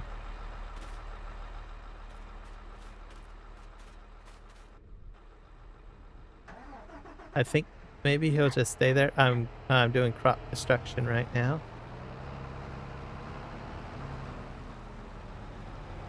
I might have to save and reload the map.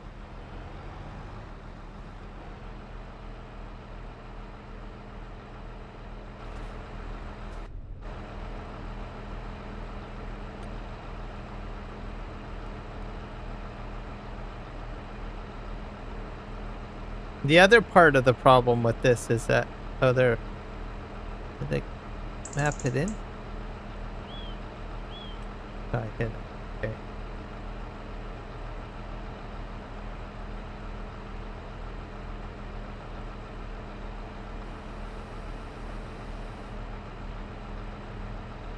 I don't know. That's me. That's the helper.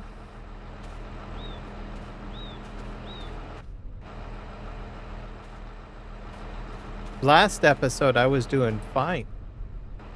All right.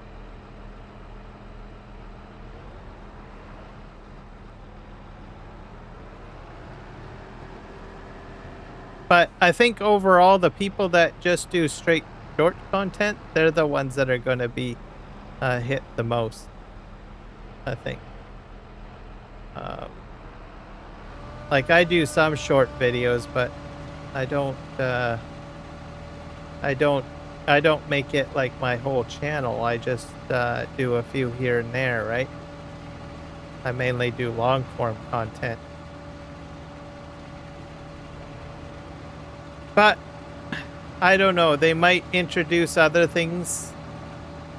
Like I noticed I get watch time for anyone that interacts with my posts. I started noticing that in the last month. So if I like post a photograph and someone looks at it, I get a view for it. And then if people watch on TV, and this is already out there, if you've got people watching on TV, it counts for more than one view. So I'm thinking maybe that's why they've changed it. They didn't publicly say that, right? But those are other things that are there. Hey, buddy, are you gonna go?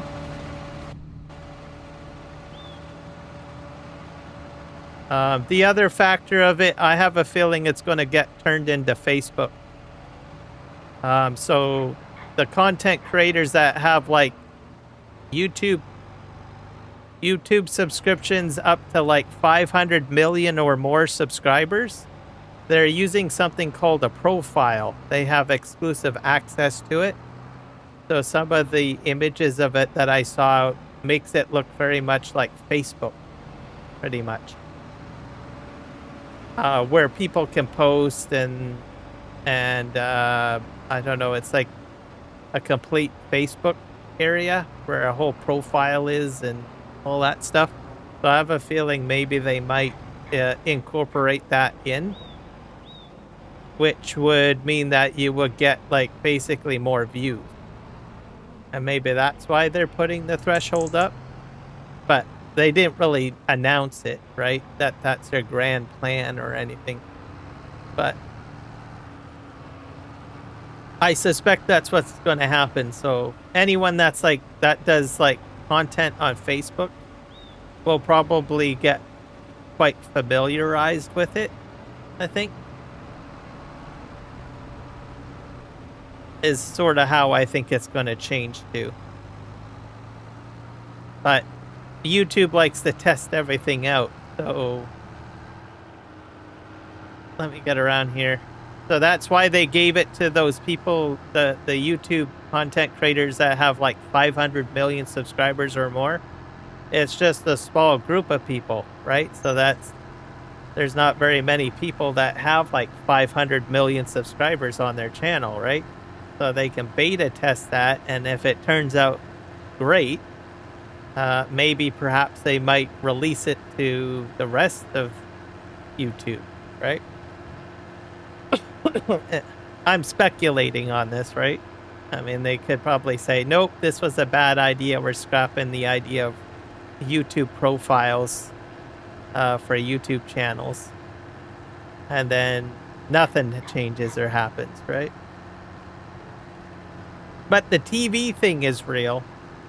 So if you have like more people watching on TV at certain periods during the day, if they're watching on a TV, they will throw in like 1 or 2 extra views per television viewership because they assume that on that couch there's probably 2 or 3 other people watching at the same time. The specific numbers they don't say, but you can, maybe it's only 2 views per TV, maybe, I don't know. But they're keeping that pretty hush-hush, like the specific number. But that also wouldn't impact it. So if you have a lot of people watching your live stream on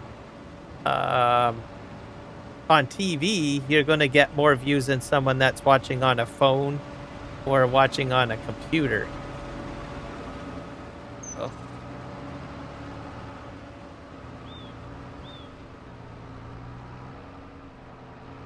And I think more stuff is going to change for, I think, the TV.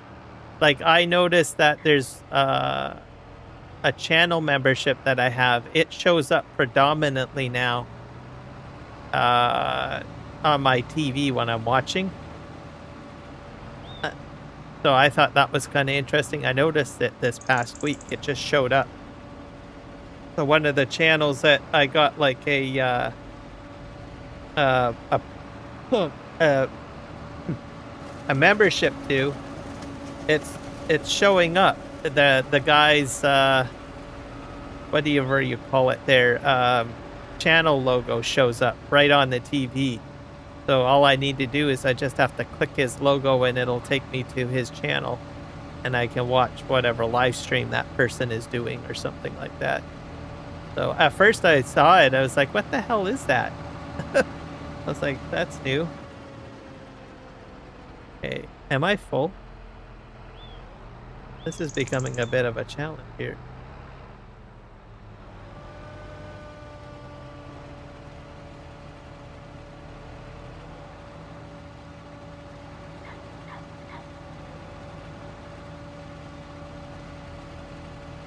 Let me see here. I'm going to save the game and relaunch the map because it just doesn't feel right. This is getting to be more challenging than what I had anticipated. I wonder if I can dump to the ground. Can I do that with the forage harvester? Maybe that's a better idea. And then I get some sort of like pickup. Just put it into the back. Let's just try that out. Be a little bit easier.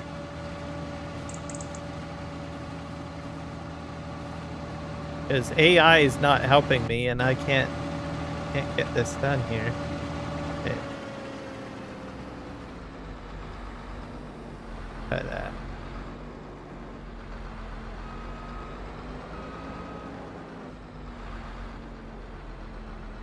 Unfold that.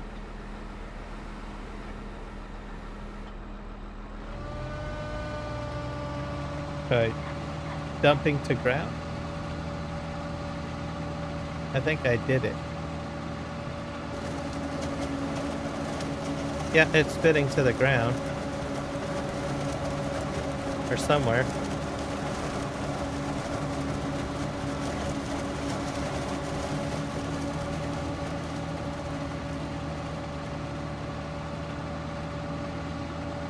Stop unload here. I don't know if it's going to dump the ground. Nope. I need to put a trailer behind this. Can I do that? I can do that, right? That might be a better idea. I forgot that you can hook these up to the back of the trailer.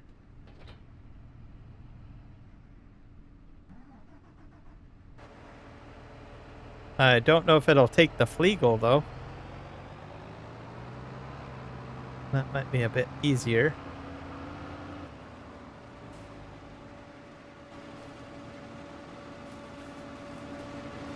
So yeah, those are the theories that I have of what I think they're going to end up doing. So we'll just have to see.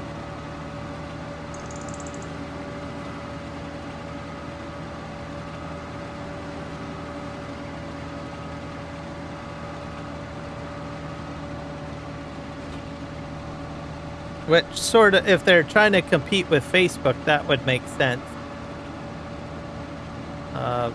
Because, I mean, they've got a lot of monetization over there too, right? So, I don't know if they see Twitch as a concern anymore. Oh no. Okay, we're filling this up. I should have did it this way before.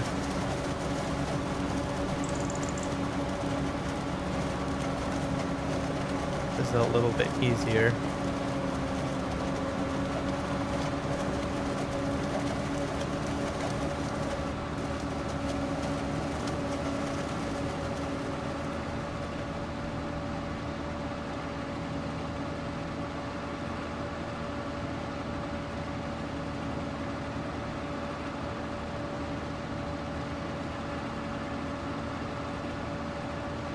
But if people are only interested in getting like super chats, or if they're trying to get channel memberships, to my knowledge, that's not affected. So the tier 1 threshold will remain the same, which is like what, 500 subscribers and you need about 3,000 watch hours. So anything beyond that, and I think you get access to the shop too. You can do some shop stuff if you want. So you can still do that. You can make membership, or you can rev gen off of memberships, and you can rev gen off of super chat, and probably the jewels and all of that other stuff that they have on Shorts Live, I think. So you can still do that if you're not interested in trying to get the revenue from like advertisements and stuff like that that are put into the video.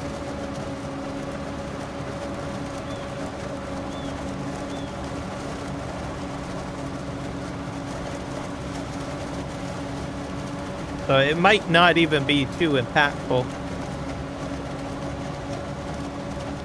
Should be 4 times harder. I don't think they'll ever do that, because if they ever do that, all that revenue goes over to Twitch. That's where it goes. If they were ever to do something like super difficult. That's why they put the 50, why they put in the tier 1 in the first place. Because Twitch was kicking them out, right? So, and they still have to contend with Facebook and the changes to Rumble, and they have to deal with Kick at the same time, right? So all of these platforms are changing the game, I guess you could say.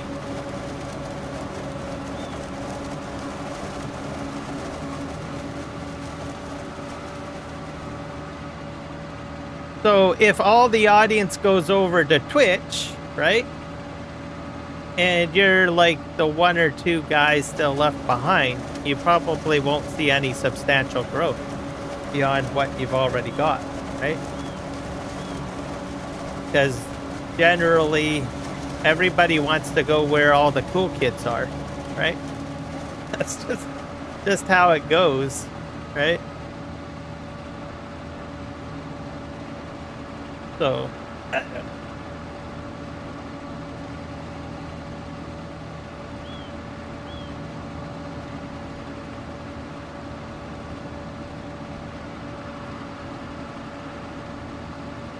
we're gonna drop that off.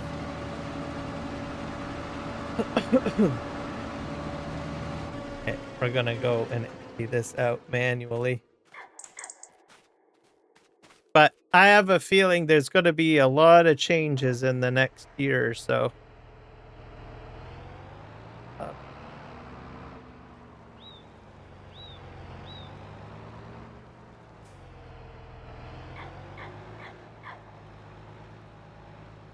Just have to wait and see what they decide to do. But I think they're trying to focus getting more premium subscriptions too. So they're trying to get like more people to buy YouTube Premium. Like I think they got like YouTube Premium Lite or something. He mentioned that. I don't know much about that. I'll have to look that up. Which means that they want like more people watching on TV. Is what I think they're trying to do.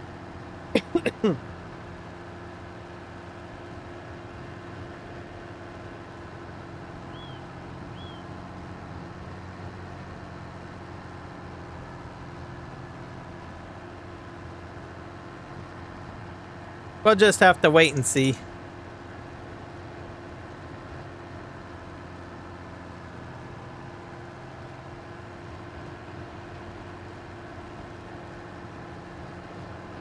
Yeah, I could probably see that. I don't know. We'll just have to wait and see.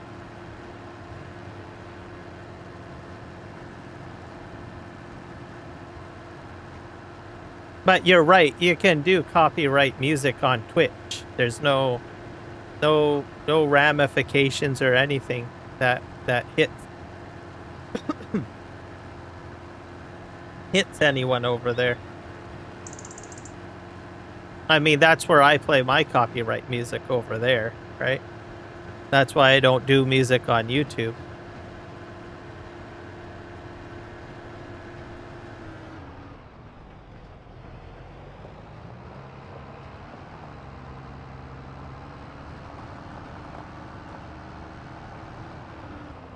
But they're putting in a whole whack of stuff into Twitch too. Like they're switching over to where you can do voice commands, so you can bypass doing like stuff in OBS, and you can directly do it within Twitch. Like as an example, you could tell it to do a clip, a short, a Twitch Shorts clip, and it'll actually capture just by saying it over your microphone. And that bypasses you having to do anything in YouTube, or sorry, not in YouTube, in OBS or any other whatever studio software you're using. You can get plugins to do all of that. You can do voice commands, stuff like that through OBS if you want to.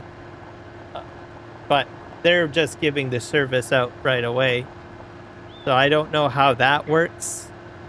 I haven't got access to it yet. I think you have to be an affiliate, but I'm not affiliated over there.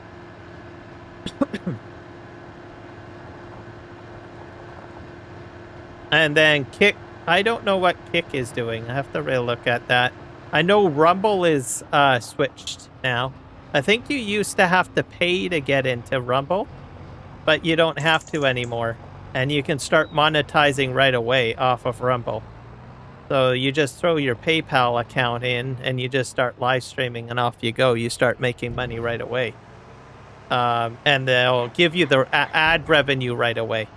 So I have a feeling a lot of people that are upset with, you know, that benchmark of 8,000 watch hours that they can't access, right? Come February 1st. I think a lot of people will jump over to Rumble because Rumble is going to give you 100% of your ad revenue. And right away, like day one that you start live streaming over there. All you need to do is add a PayPal account to it, and then poof, you get money dumped into your account right away. And that's something that I think they just recently started, I believe, from what I understand. So you might see people go there. Some people will probably go over to Facebook, like I said.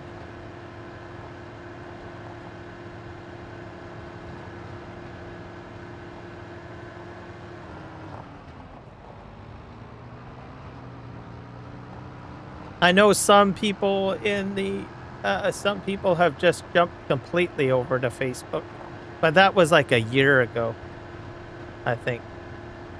There was a few farming simulator content creators that were originally on YouTube, but they're no longer on YouTube.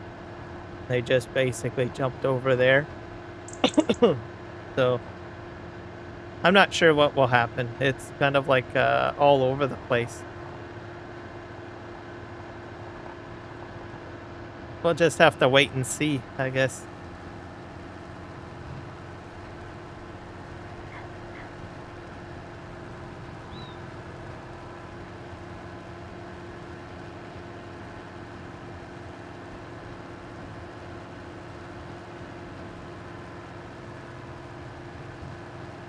But I suppose a lot of long-form content creators will be happy because it's far more difficult to do YouTube shorts with the new system. I mean, that's like what is it, 20 million views within 90 days? That's a pretty high curve to hit.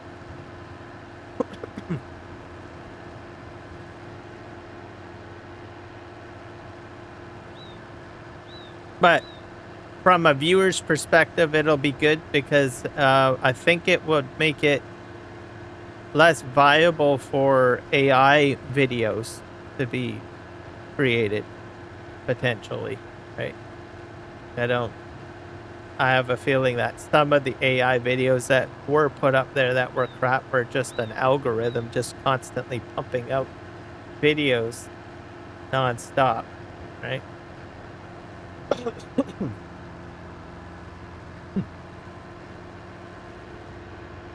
Is there one way to stay above the curve? Because I mean, you get an AI agent set up on your desktop PC, and you just tell it what to do, give it some tasks for the day, right? And while you're at work doing your regular day job, right? It the AI agent could be cracking out several different YouTube video shorts, like 50 of them in a day or whatever, right? Or whatever number, 10 in a day, right? And you don't even have to be behind the computer, right? Because some of these AI agents, they can just take the computer over completely, right? Especially the ones that are actually built into the system, right? So it can access all the tools on the computer system, do all the tasks that it needs to do, and then at the same time, if it's trained well enough, it can do the uploads of the videos while you're at work. So it could do the whole process, right? You give it a light idea of what to do, right? Say I want 10 videos created for Farming Simulator 25 related to forage harvesting, or you could give it a list of 10, right? One for forage harvesting, one for this, one for that, right? And while you're at work, it goes ahead and does all of that, right?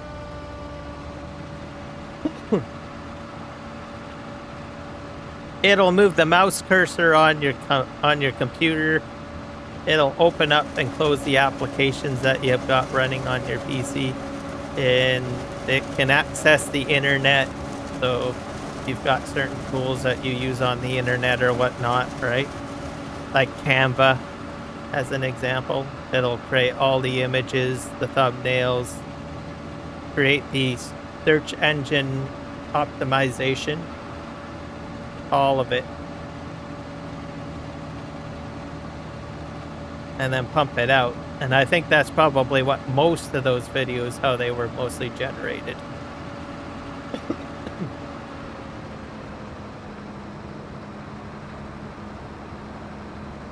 But with the threshold a little bit higher, probably won't see it as much, I don't think. Go forward here.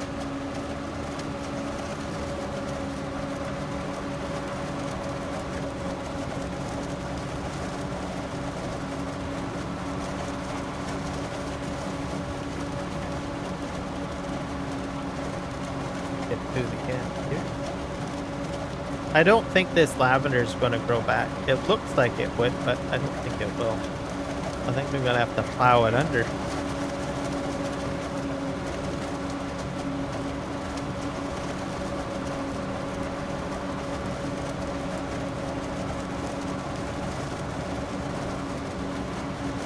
Go to the end here.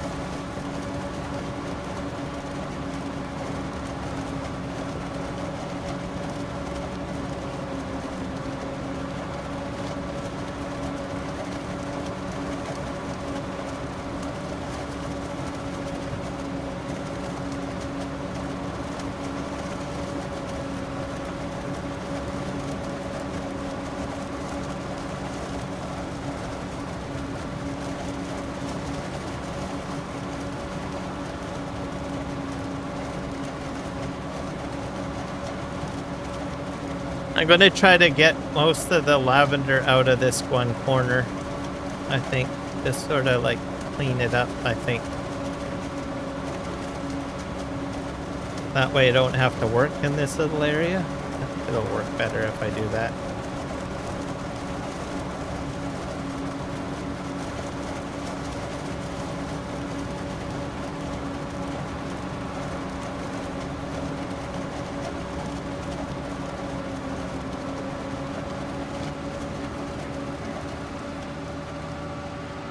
Just back up a little.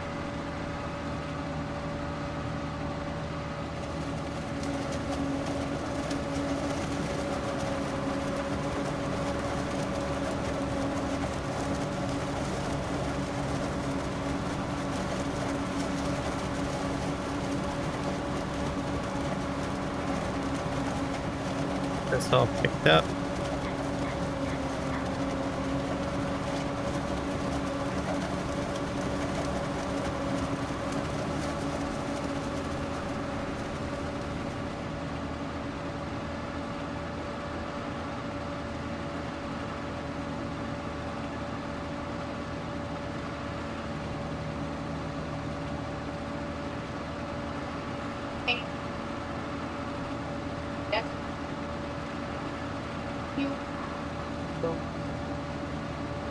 Up over here.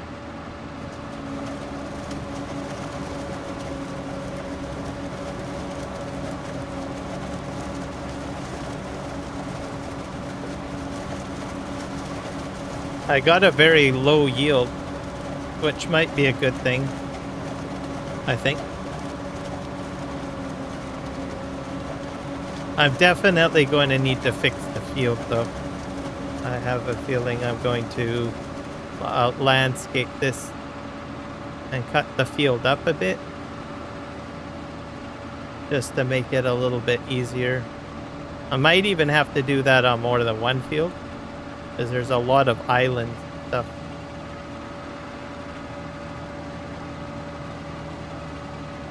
But we will have to see, I guess.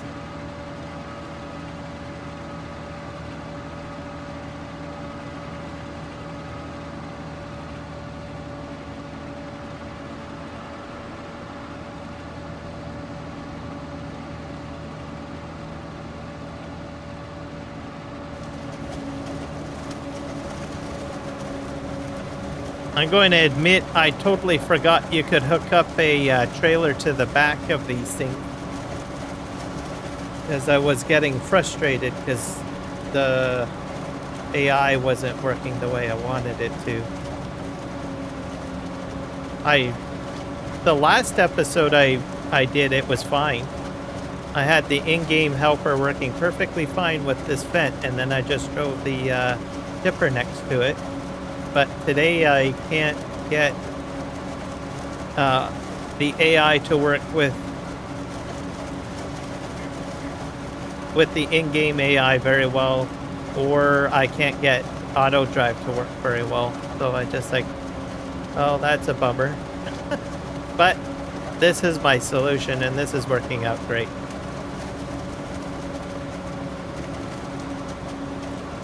Seem to be having too much of a problem now.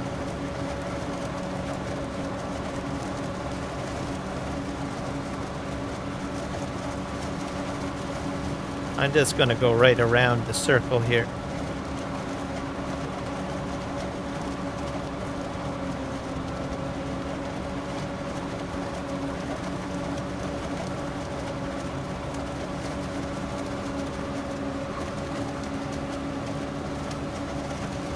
I might keep these bushes on down for a bit, just to see if they will regrow on their own. But I don't think so. But I don't know, they're so lush and green. You look at them and you think, well, they might regrow. Because that's how they do it in the industry with the big machines, right? For lavender. They just trim off the top of the plant, and then they're a perennial, and they'll grow back the following year. Also, if you're watching on YouTube, I did put a test question in there, or a query question about a new crop that Canada trying out. I don't know if it's really a new crop, but it's new for our federal government.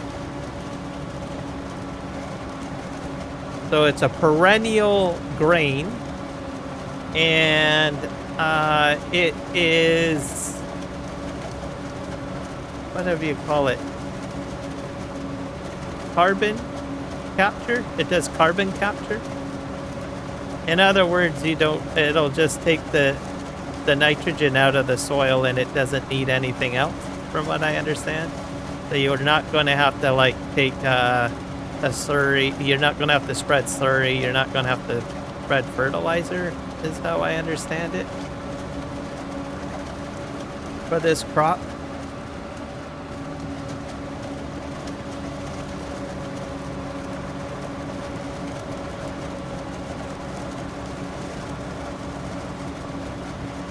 And it can be made into a flour too. So, but it's not gluten-free. So you have to have gluten-free. It's not going to do gluten-free for you, apparently.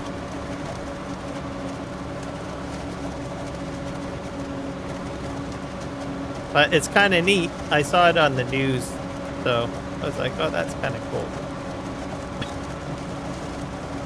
But they're not sure if it'll, like, because it's a perennial, right? Our major growing area is, what is it? Alberta, Saskatchewan, and Manitoba. And they can hit minus 40. So I think what they want to do is they want to test it out and ensure that it can survive the winter. Because even if it's a perennial, right, and it's supposed to pop up the next year, it still may not, the root structure of the plant may not do very well. And I think it has a very thick root structure. Like it's got, what is it called? Rhizomes or something? So it kind of like makes it survive a little bit more. I know a bit about this because of the mint plant that I've been growing.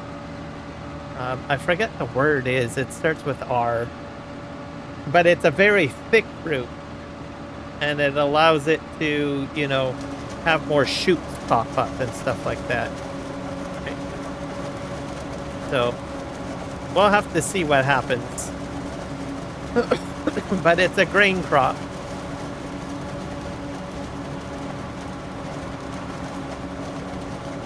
So then you probably have, you know, a lot more breads made with this grain. Probably go into other stuff too. Then you can cut down on seed purchases because you wouldn't have to buy seed.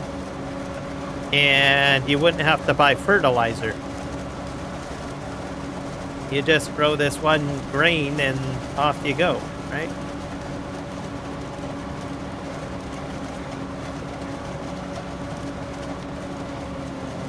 So we'll just have to wait and see what happens with it. So I don't know if it grows anywhere else. I didn't do much research on it, but I can't see us being the only ones that got access or is trying this out. I'm pretty sure there's probably other places that use it. But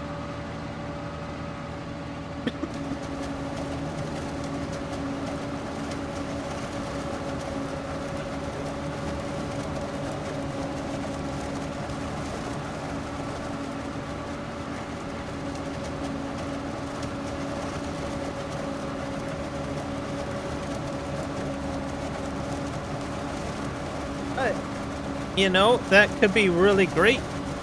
I mean, if you've got like countries that, you know, that can't really get their own fertilizer or seeds, right? Very much like it's too expensive to get seeds.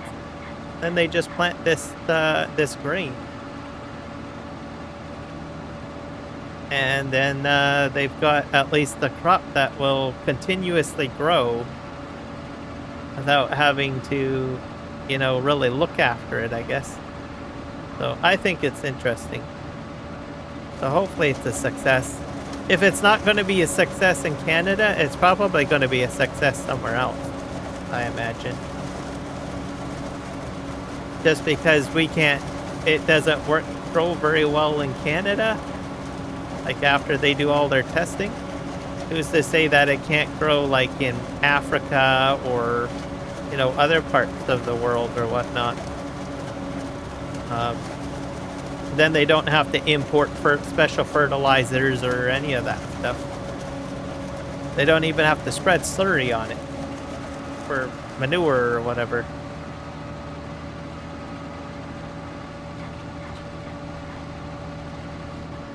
I bet you it'll be very precision farming friendly. If it ever makes it in the farming simulator. Whoops, I guess I probably shouldn't have said that. So people are going to be like going, well, let's see, which of these crops is not in Farming Simulator. Gave it away. People be rushing to say, "Oh, can I change my answer now?" I can't even remember what I put in. What the heck? I'll just end it. Pretty much gave it away. Oh, everybody went with wheat. And the poll. So it's not wheat. It's Kernza, by the way. It's Kernza.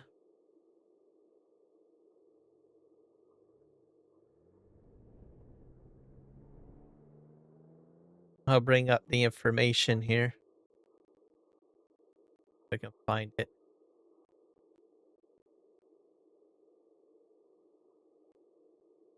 Kernza is a perennial grain derived from intermediate wheatgrass, valued for its environmental benefits, nutritional profile, and versatile culinary uses.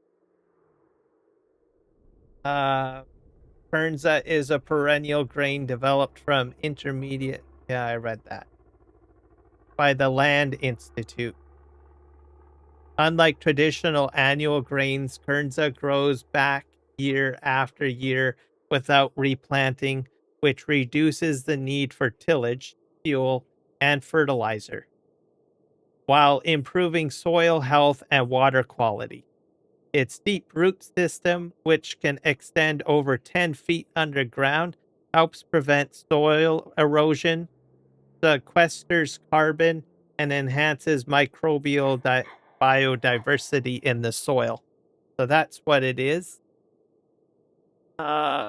This would probably be great for Africa because I know that they're trying to like push back the desert landscape. Also in China as well, they're trying to push back their desertification. They could probably plant that on the outskirts of a desert and probably bring back a lack of, desert land.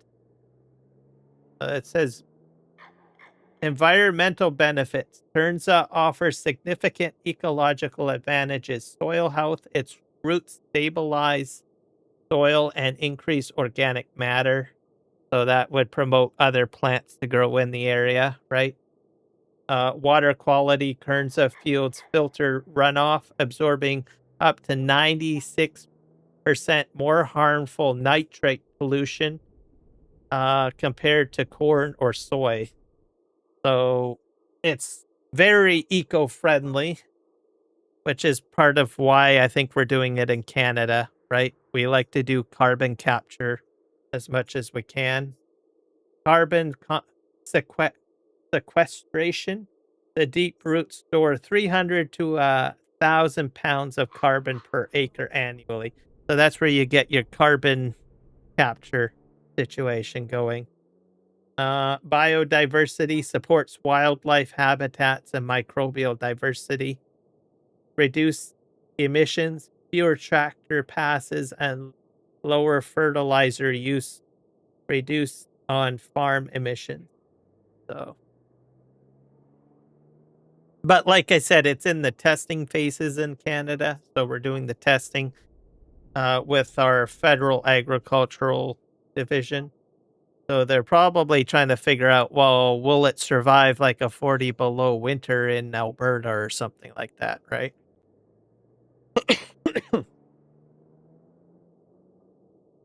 We'll just have to wait and see, I guess. Okay. So I think it would be good. And it's a good time too, because as we know, fertilizer costs are so expensive now, right? Probably even getting seeds, right? The other factor is there's a lot higher chance of drought, right? If the plant is able to sustain drought, well, that's even better too, right? You keep water retention in the soil, right? So I think there's a lot of benefits to it. I think So I have a feeling that we're probably just thinking ahead, right? Like, we already know that in Canada, we've got a lot more drier climate now. So figure they probably thought, well, let's think ahead, right? Let's diversify. Let's adapt. So, but like I believe it's not gluten free though. So if you're prone to gluten, might might have issues with it. So it's not like it's going to be something that's going to completely replace traditional crops and stuff because there are people that are allergic to gluten, right? All right, let's go empty that out. But I think it's pretty cool. I thought it was interesting.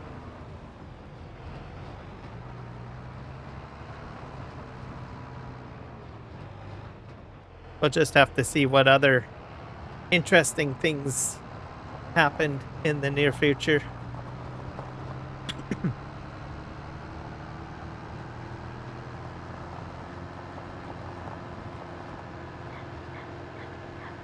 I don't know if there's anywhere else. Where is it grown? I never checked that up. I'm pretty sure other parts of the world must use it. Let me ask that question. Where is turns grown? Oh, well, not Canada. Maybe it's already growing. Well, of course it's growing.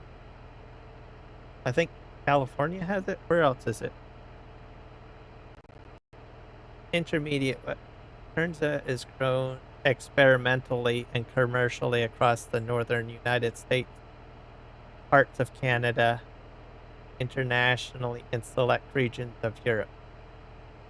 So I guess it's mainly in North America, not so much elsewhere.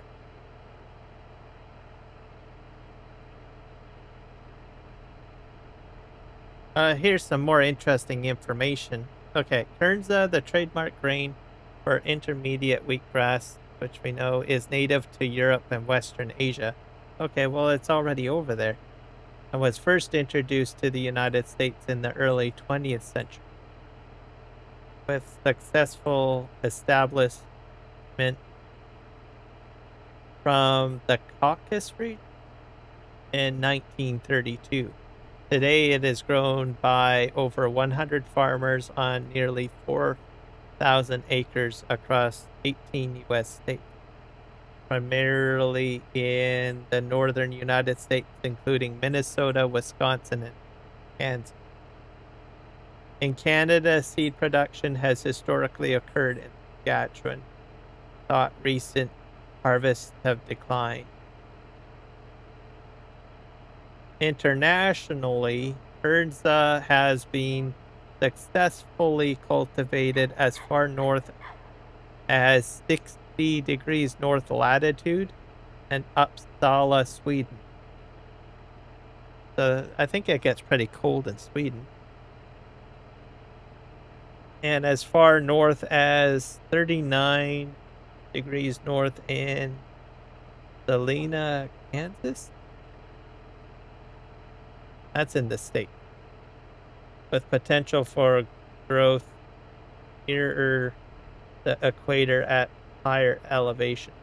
It sounds like it's almost like meant to be grown in a winter area. So maybe my thoughts on handing it over to like a desert region might not be the good thing, because it says like northern United States and it talks about Sweden and then Canada. Its cultivation is still experimental in many regions, with ongoing research and breeding programs aimed at expanding its adaptability and yield. Environmental requirements. Kansas requires temperature between 30 degrees Fahrenheit and 50 degrees Fahrenheit, which is 0 degrees Celsius to 10 degrees Celsius. Oh. That could be a bit challenging. For at least 6 weeks. to flower and produce grain. I guess they could probably grow that where I live. Well, it depends on how much, how much moisture it can handle, though, because we do get a lot of rain in the lower mainland, so maybe it might not do good. Plus, it's grain, and you can't really run a harvester in a very wet area. To flower and produce grain. Its deep root system, which can extend over 10 feet, I mentioned that already, allows it to thrive in diverse soils while providing environmental benefits such as carbon sequestration, nutrient retention. Typically planted in the fall in the northern hemisphere, though spring planting is possible for establishment, with grain harvested in late summer or early fall. And then you wouldn't have to replant it, remember? Because it's a perennial. Kernza is primarily grown in the northern U.S. and parts of Canada. Experimental cultivation in Europe. Its adaptability to temperate climate, deep-rooted perennial nature, and environmental benefits make it a promising crop for sustainable agriculture, though large-scale commercial production is still developing. So it's a North American grain for the most part, and they're like adapting it by the sounds of it.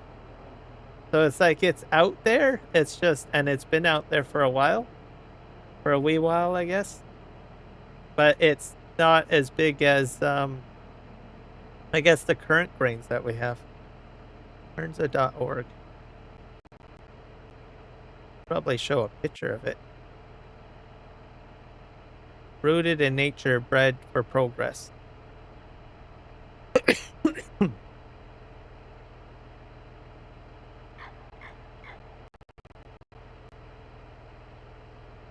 So I guess that's what it would look like.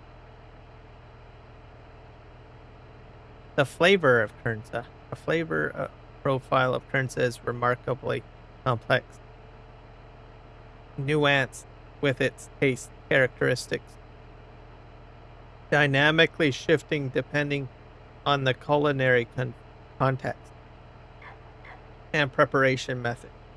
Many have described it as a sweet with caramel, oaty, nutty, and graham-like oat, with the grain's inherent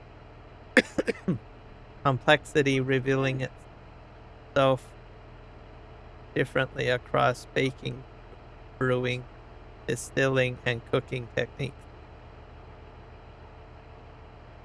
I wonder if they could maybe make a Kernza milk, kind of like oat milk, because they got oat milk, right? Which isn't really from a cow. It's just like a nut milk, basically, but made out of grain. So maybe they could do a Kernza thing. But they do distill it, so it could be made into alcohol if they wanted to as well. I think that's kind of cool. But I have read that they'll put it into breads and stuff. So we got, pastas. So how is Kernza used? A unique flavor profile of Kernza makes it an asset for bakers, chefs, brewers, and distillers whose products are leading the way towards a new food system. So you've got pasta, beer, bright, probably in something like that. Baking mixes, so like cakes and muffins. Whole grain use, bread and crackers and cereal. And then it says, what are perennial grains? Oops.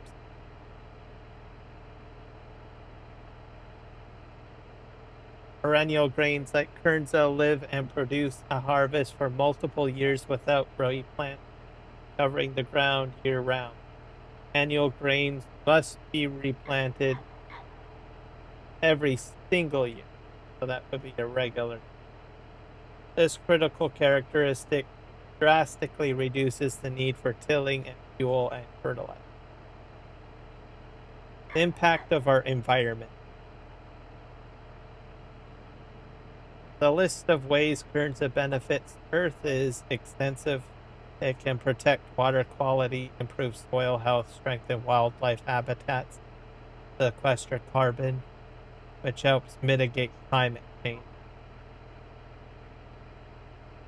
Boost of nutrition too. The dietary advantage of Kernza provides powerful potential for makers looking to boost protein and fiber.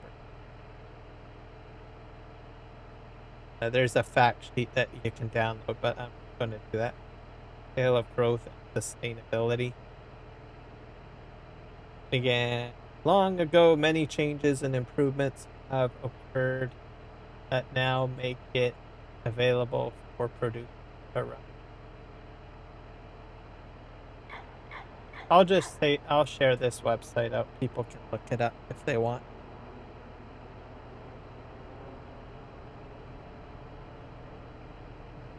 Well,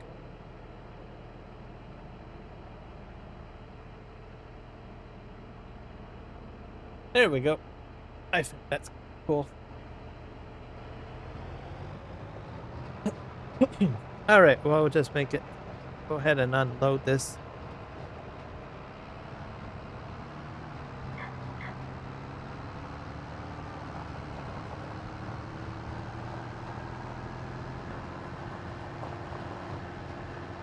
It sounds like it's a little bit maybe like a Frankenstein crop based on some of the information that I read earlier, because they're trying to strengthen the strain.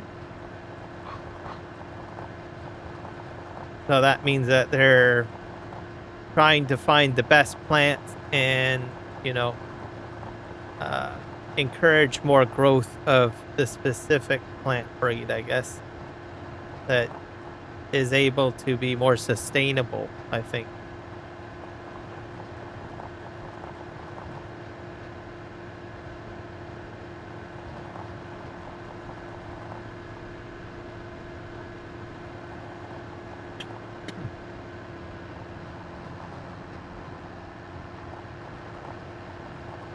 So then if you have a bad year, right, you could just go with that instead. Just plant that, then away you go. I don't think it's just as easy as that. Probably as easy as that in farm sim, but I imagine you probably have to change equipment a bit. I don't know if there's like any changeover for that. Just depends on what your farm runs on, I guess, right?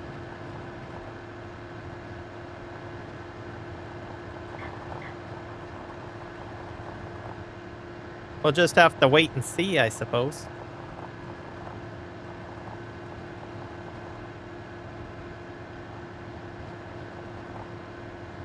But if it gives farmers a little bit of breathing room, then I say, well, have at it.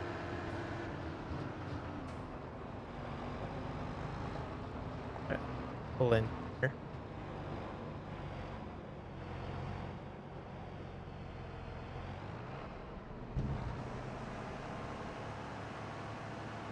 But yeah, that just came out on our on CTV News, which is one of our major national broadcasting stations. There seems to be a lot of focus on agriculture recently for news.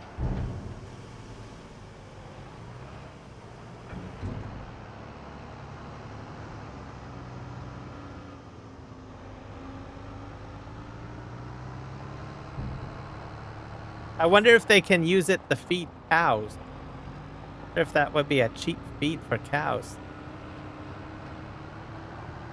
I don't know. I never looked that up. It doesn't talk about like, other animals and stuff like that. I mean, you could have like all of that planting like everywhere, and whatever you're not going to sell, you could just have it as feed for your cows. It's sweet, right? It talked about that it had kind of like a sweet taste to it, right? So I would imagine it farm animals might like eating it. I don't know. They'll want to test that first because not every animal is going to be like, yep, I'm going to get on board with that. Eat that. Right?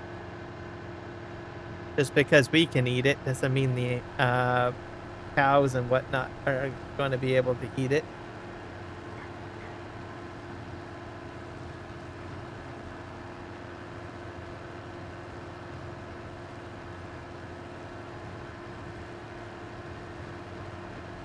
All right, where did my forage harvester go? Down somewhere.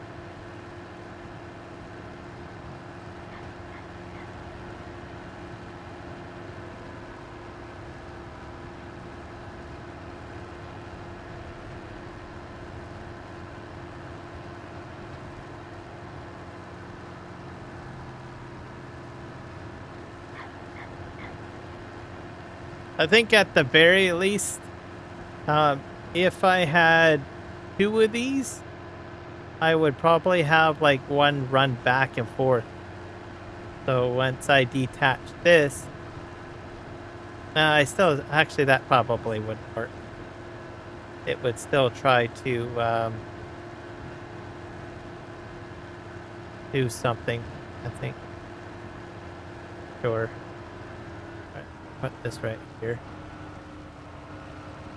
I'm going to try to predict where this is going to end up. I think I'm going to end up... Whoop. Bit of a crash. Dang it. I'm going to put this probably over there. I think I can get all of this into that trailer.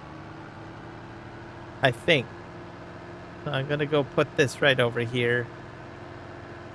And we'll see what happens, because I honestly don't know. I think probably like right here would be a good spot, I think. And then I can go hook up. I like the deformation. Cool. All right. I'll go hook up the trailer. We'll continue chopping away, I guess. Get more of the lavender in there.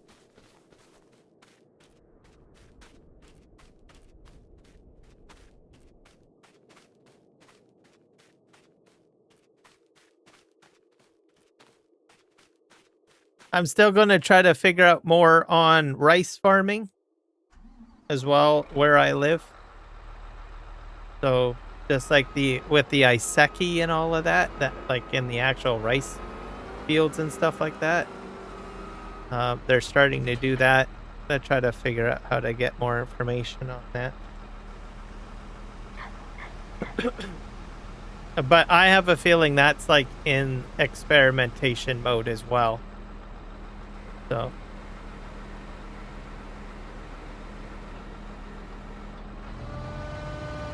because we don't have like farmers everywhere growing it, right?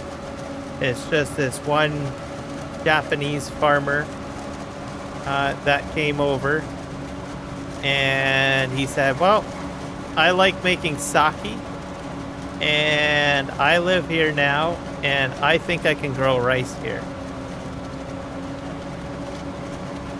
So I imagine probably that what they'll do is probably a 5-year trial run and see how successful he is. And then if he's good at it, who knows? Maybe the entire lower mainland might end up seeing a bunch of rice fields where I live. When I first moved here, it was all cornfields. Literally just corn and grass. That was pretty much it. And since I would say about maybe 2015, or maybe a little bit earlier than that, now it's changed. Those cornfields that were normally cornfields are now like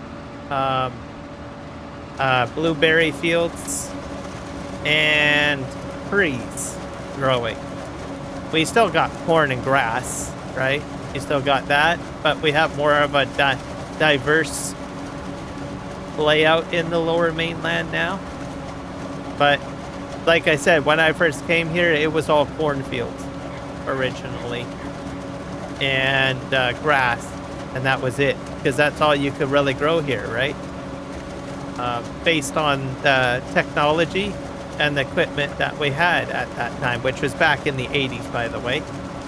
And then since then, they found other ways to plant other things. Now we've got grass, corn, blueberries, I think grapes, and I guess probably we'll add rice to the profile as well. And who knows, Kernza might get added in, because it said what, 0. We probably have unless the rain, because we do get a lot of rain, right? A lot of wetness. That's the problem.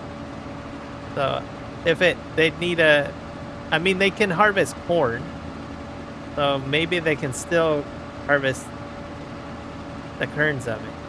I don't know. I still think grain crops would be pretty a big problem where I live in the Fraser Valley, but I don't know. You never know. I mean, if we don't get as much rain, I mean, we are seeing a reduction in the amount of water that we usually see in our watersheds.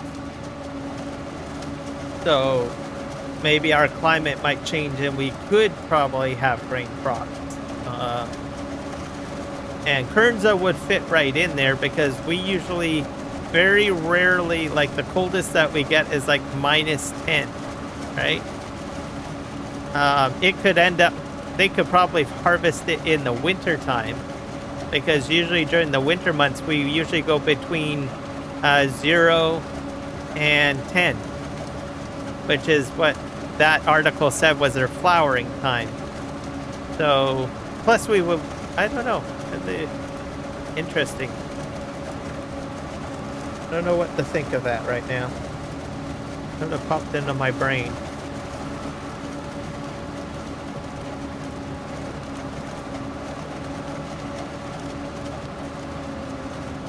It's amazing how things change, right? If you just watch it change. And then trees, like I said, our area does a lot of tree. So a field like this that we're on right now, this would be filled with tree saplings everywhere. You could see something like that where I live, literally. And they get to a certain size, then they pluck them out of the ground. Then they give them over to the logging industry, and their loggers would go around and plant trees where they originally were growing, essentially. I'm still picking up lavender here. That's freaky. Why am I picking up lavender?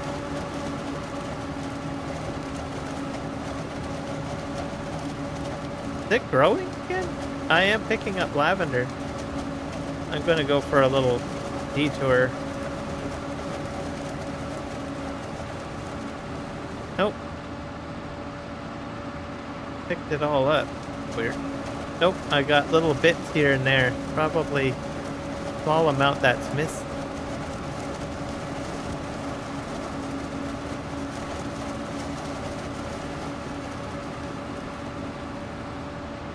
I'm going to leave it alone, though. I think I'm going to let it, like, just going to leave it, and we'll see if it'll grow back. I don't know if it'll grow back. Lavender normally does grow back because it's a perennial. But I don't know if the science of giants will allow it or not. We'll see. I'm probably going to make a lot of money off this crop, so I can probably experiment a little bit.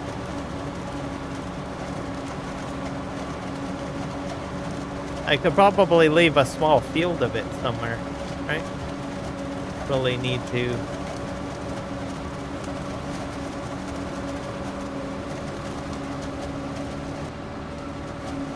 Just dig in here. See what happens.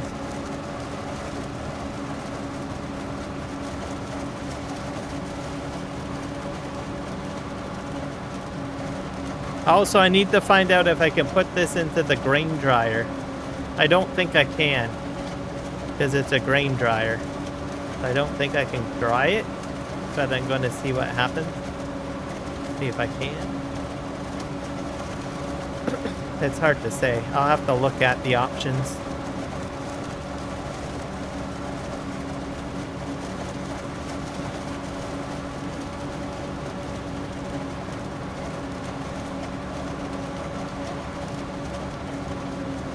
What would be a great, if it can't go into a dryer, what would be really cool is if there was a production that you could put it in that sifts it. So one of the things with lavender, they like to try to get the contaminants out, like the dust and the shell casings of the flower off. So they usually put it through something kind of like a strainer. I don't know what you would call it. I'll see if I can find an image of it. That.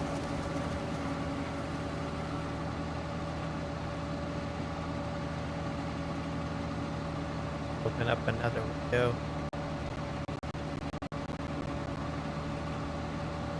Lavender.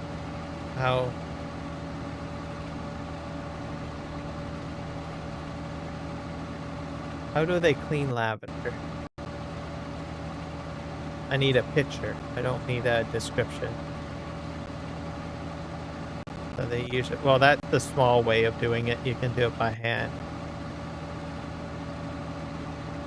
But dried lavender goes in there. Probably a much larger hopper bin. Commercial. I should put in the word commercial. Commercial lavender.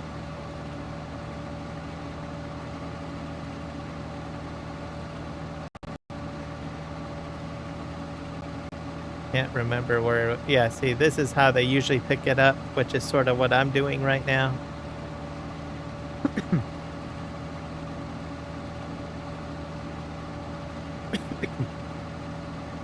I don't think I'll have a picture.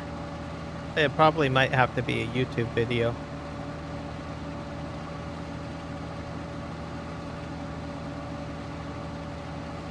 A video?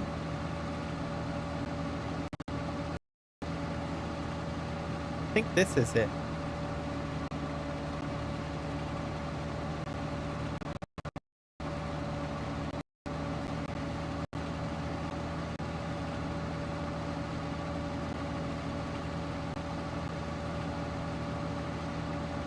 Yeah, commercial oven. Nope, that's an oven, isn't it? Nope, that's not what we're looking for.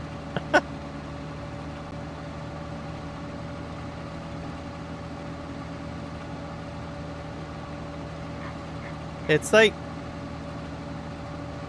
oh, it's like a screen. It's like screening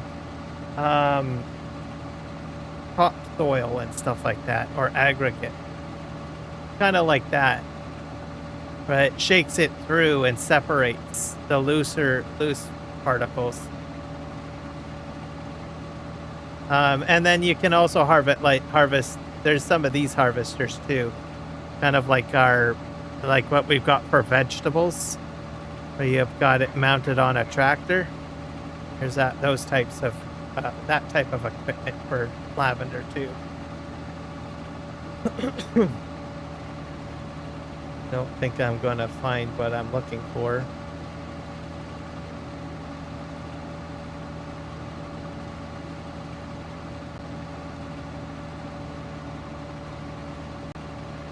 Yeah. If I find an image, I'll probably post it up on YouTube. Because I don't think I'm seeing what I'm looking for.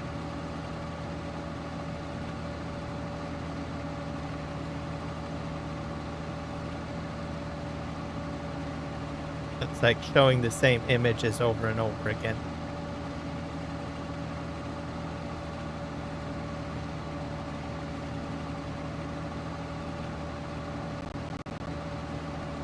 Yeah, I'll have to find an image. There's a process for it. Alright, where are we headed? This way.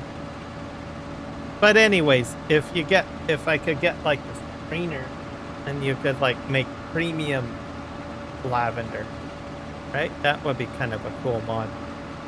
Because then I dump this into the, you know, the device that screens out and cleans out the dust and, you know, all of the dead plant fiber, and then increase the value of it, and then sell it as a premium lavender, right? Which gets bought up by the stores and stuff like that, or what else? The restaurants, right? Or wherever they want to process it into something else. I'm picking up stuff again.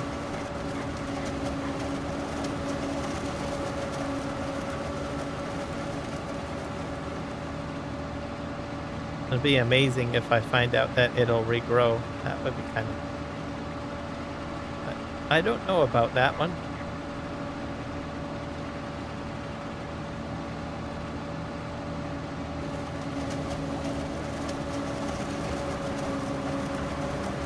Let's scoot to the end here.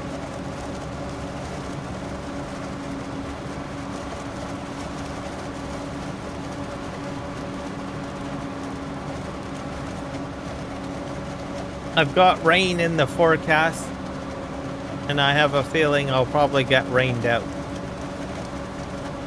I don't know when I'll get hit with the rain, but I do see rain clouds. Or snow, actually. I think it's snow. See what happens.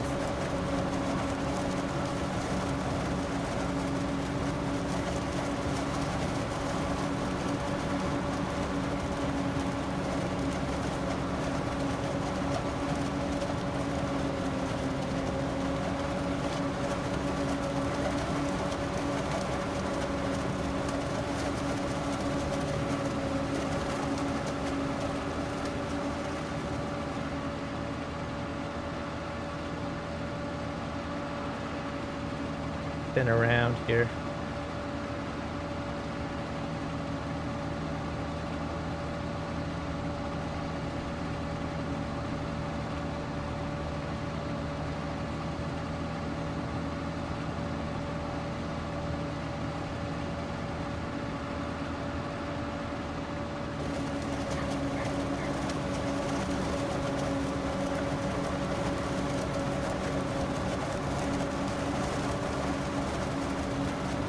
I'm about 50% full. I probably will have to move that tractor over a little closer. I don't think I can make it over there.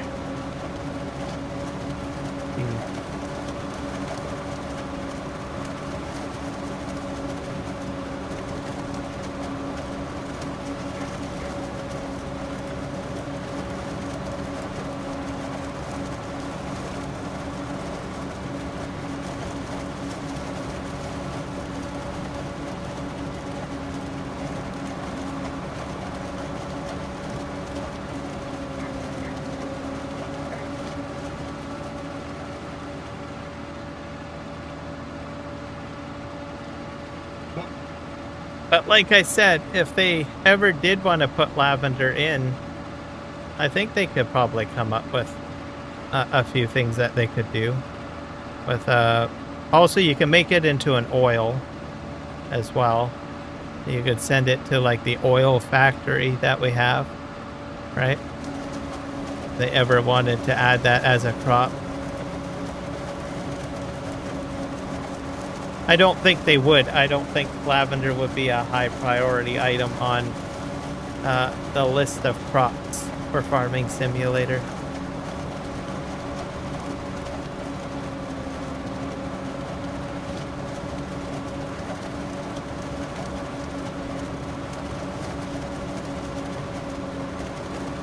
I honestly think if they do anything for Farming Simulator for new crops, it's orchard trees.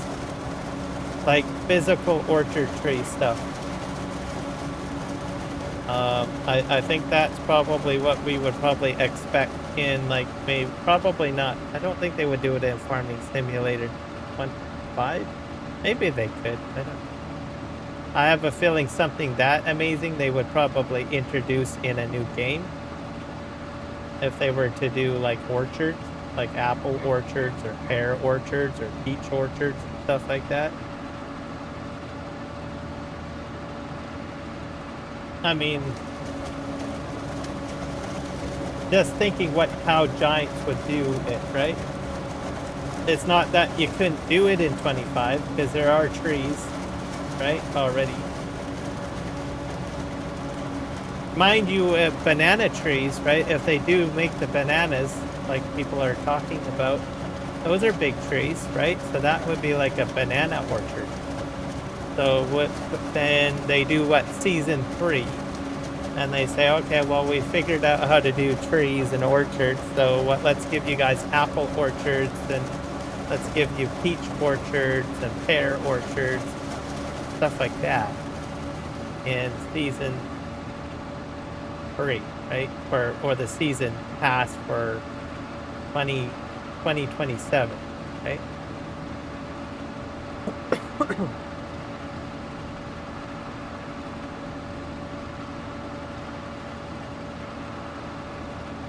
But of course, they haven't confirmed bananas yet.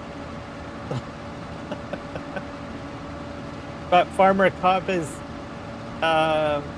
fairly confident, and Omatana as well. She's already sold on it, as I heard her say that. And I think they're correct. I honestly think they might be onto something. So.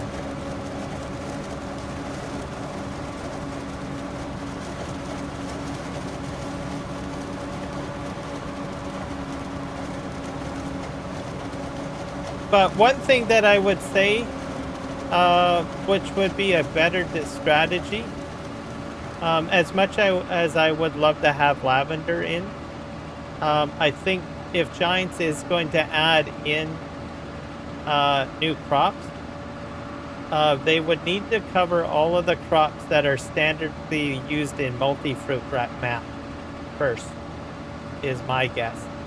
And maybe throw in a couple of surprises. And the reason why that I say put in the common crops from multi-fruit maps is because I think there's like a certain number of fill types that you can have, right? So if they take a fill type out, right, that means that that map creator can minus out that fill type and use something else if they wanted to. Right. Not sure if I'm making sense. I'm pretty sure you guys probably kind of saying.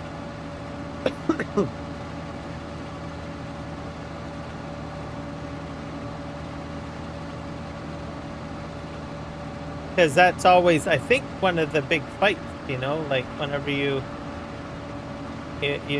limited on how many crops you can put on a map, right?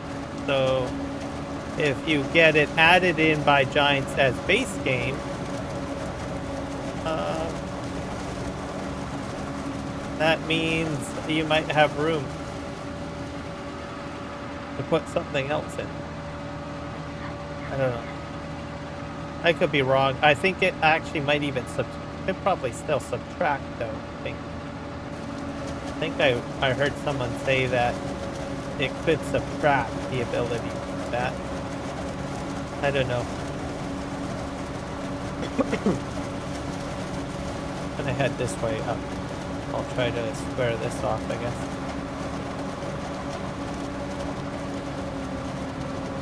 Have to get over here anyways because I'm at 84%, and I'm going to need to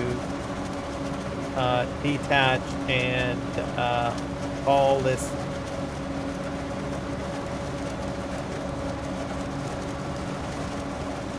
to the barn, or to the silo, sorry. I didn't get as much lavender cut though. I don't think I'm doing a really good job at this because the start of my stream didn't go very well. Had some problems with AI. Then I remembered I could hook this up. This is maybe how I might do it from now on. I don't know.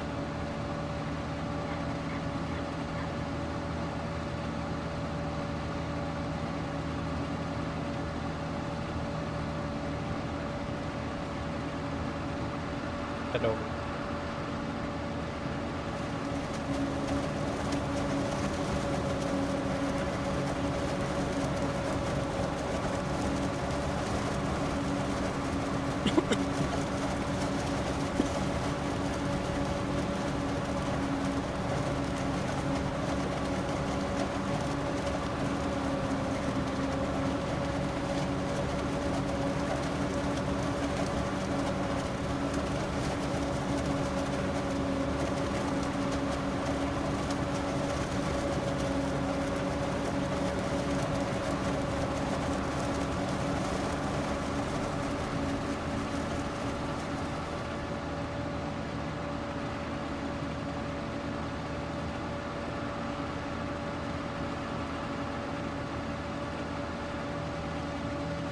Back up. And if I'm fortunate, if I make it to the end, I'll probably be full, I think.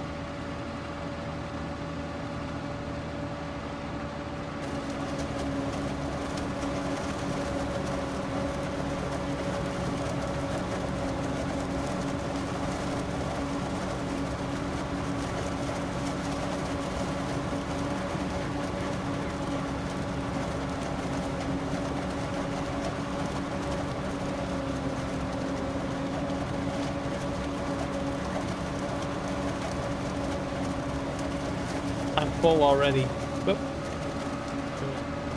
Drop. How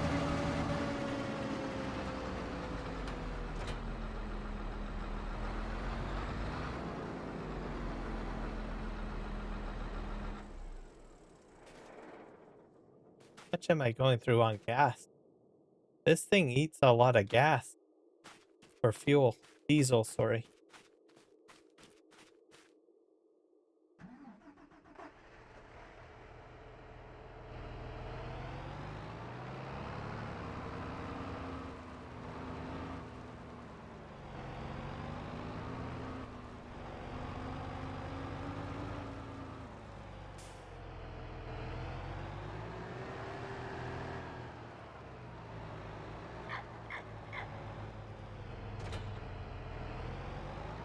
Just get this back to the farm.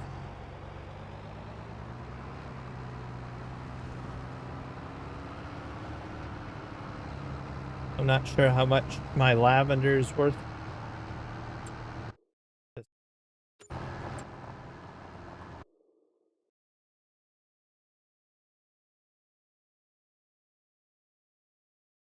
Saving.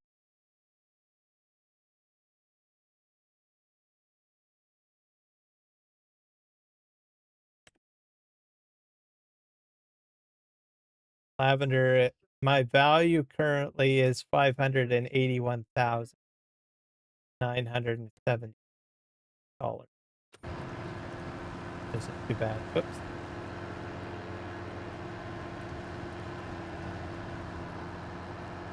Field. And I've done, I think, two headlands or one headland. Probably one, no, almost two headlands, I think. And then this strip and everything in the corner. Yeah, I've got all this lavender over here and way back in the back. And I see the snowflake, so I don't know if I'm gonna get stuck in the mud or what's gonna happen. I'm hoping that I can still continue operations, but I don't know.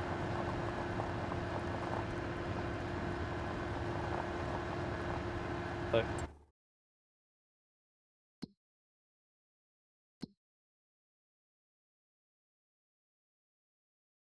So we got 1,800 hours. So for about 2 hours, it'll be snow. So that's not too bad, I guess. It might even be just 1 hour. Hard to say.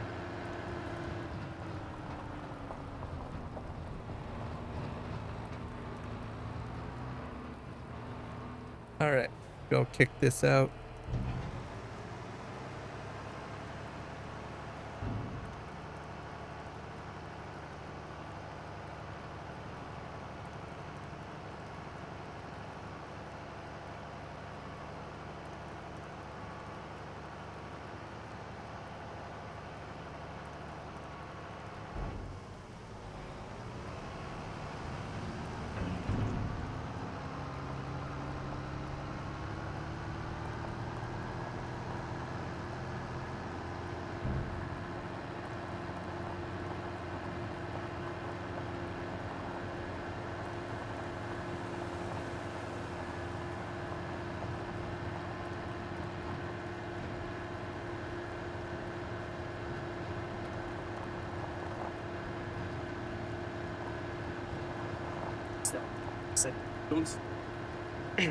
But I'm going to break up the field. This would be my second crop that I've done on the entire field. So this side I want to make something else, and this side probably like cut into 2 fields on this side, maybe. I don't know. So I might keep just a small area just with lavender just to see if it'll regrow, but I don't know. I'm not holding my breath on that one. It would be really cool though if it does. The only thing that I'm going on is the fact that the plant is still green. Right? That's what gets remain. That's all that remains. Little hedges. So it would be really cool if it acts like grass. I don't know.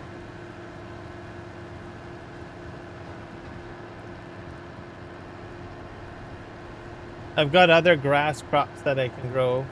But I think alfalfa and clover too. I don't know if they will regrow.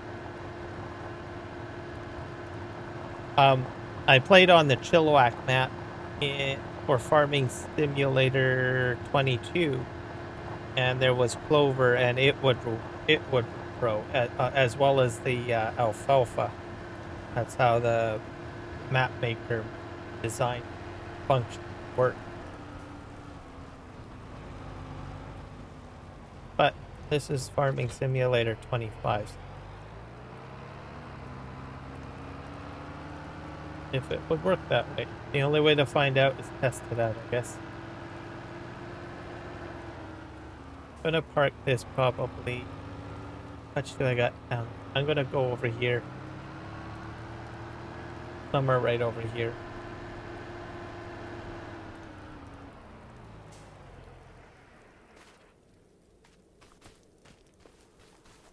Works.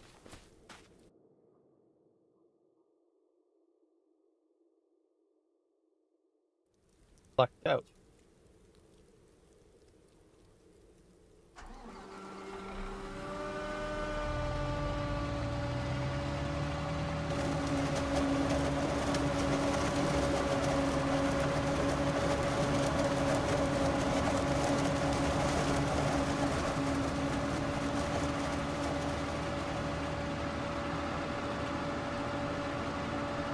Oh, crap. I forgot to pick up my trailer. My bad.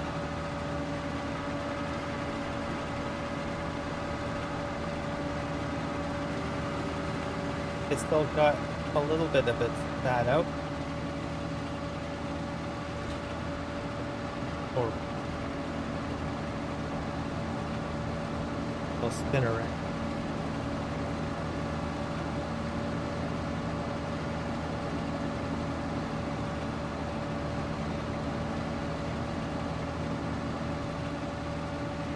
I have to lower my header, I think.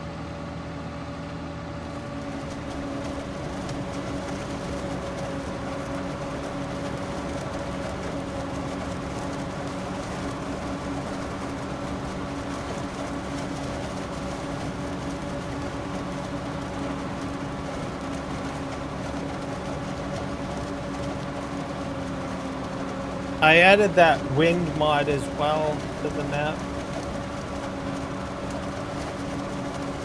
I think adds a nice little effect flavor to it.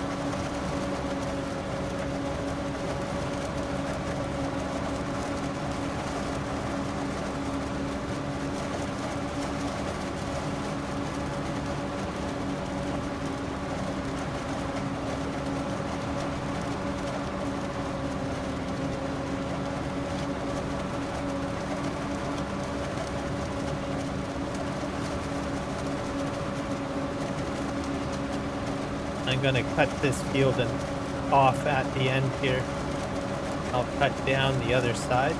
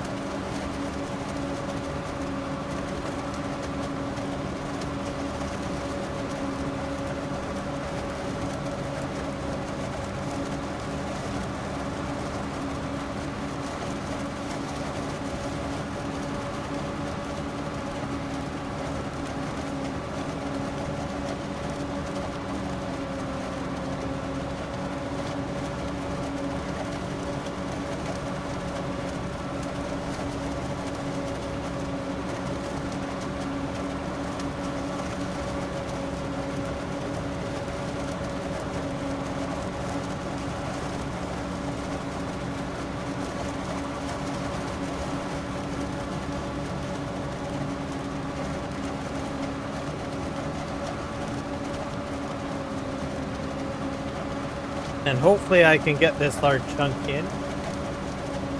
Then I can take it back.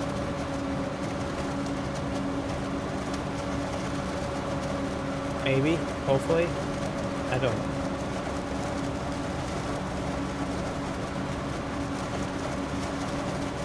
I'm going to try to concentrate most of my efforts on this side, that I just sort of move my way closer to back there. But I still got like little dips over here that I need to address.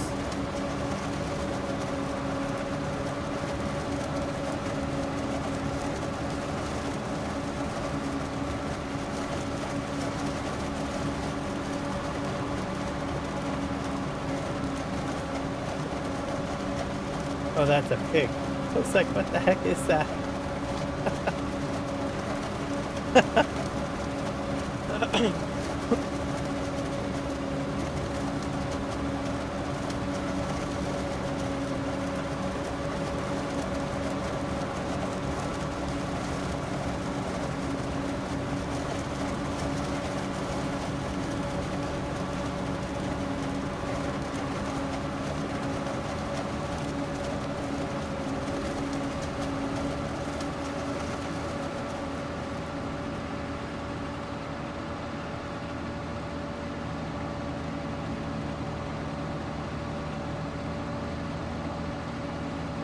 Spinner.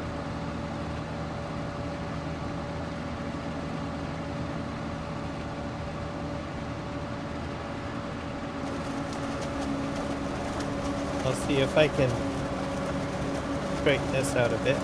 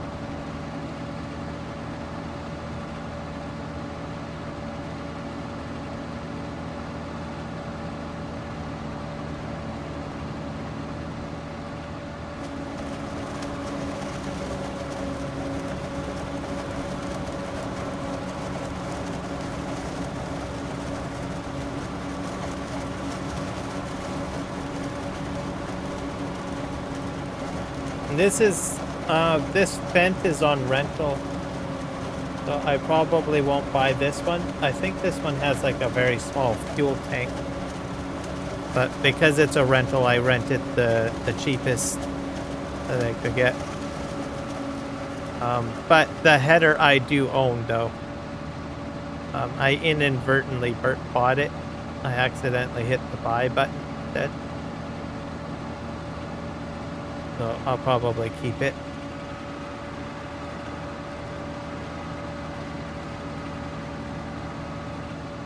It's starting to snow right now. I'm not sinking into the mud, so that's a good thing, I guess.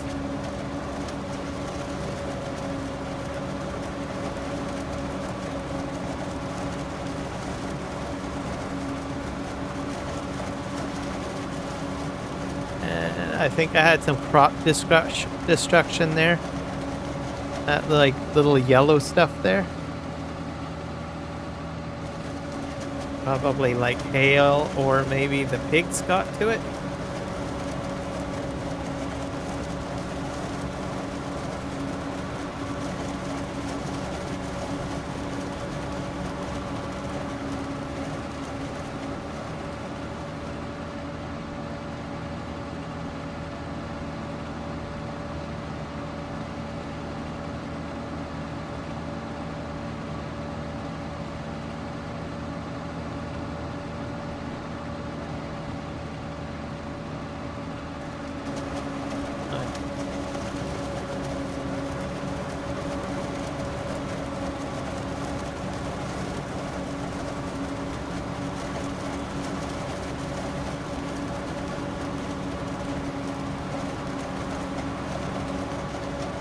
Yeah, it's definitely crop damage there, that's for sure, whatever that is.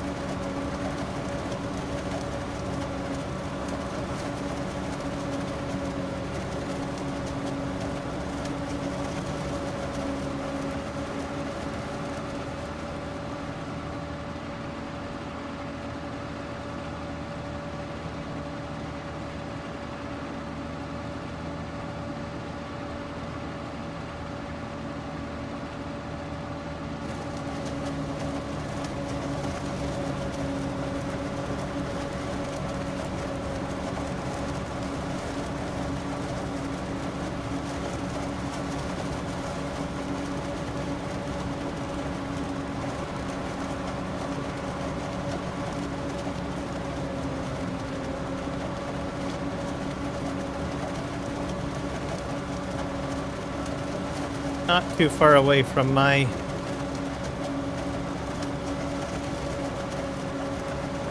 tractor over there.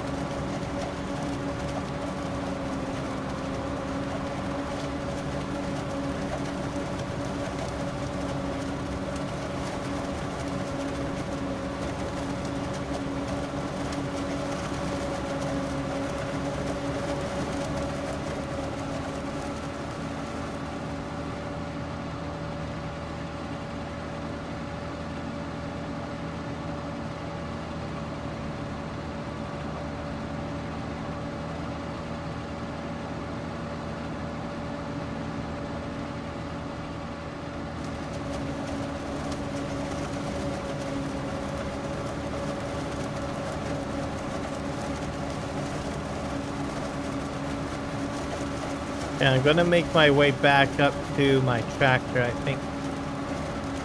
Because I'm at like 77.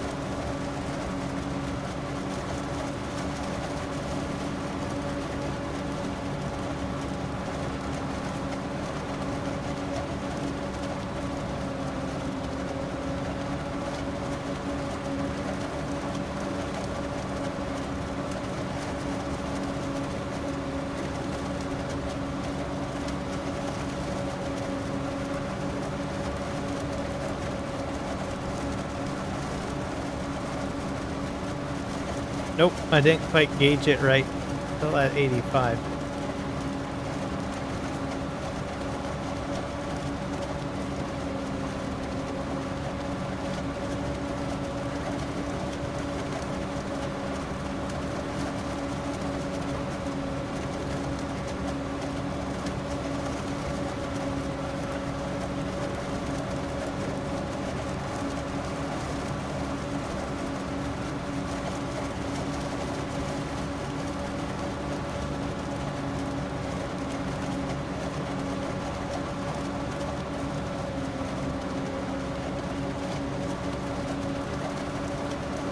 I'm gonna try to square this off a little bit.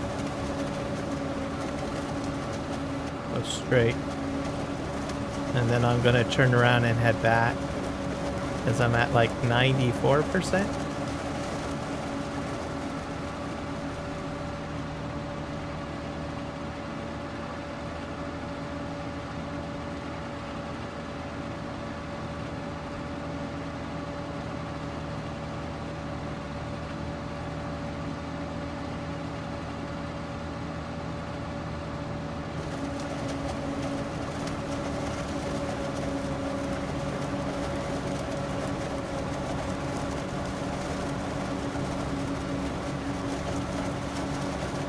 Yep, I think it might work out.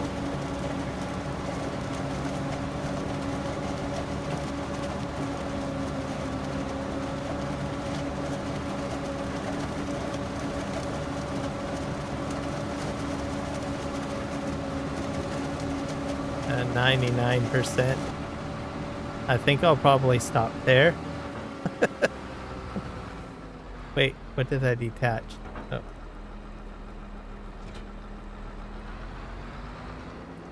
Park this right here.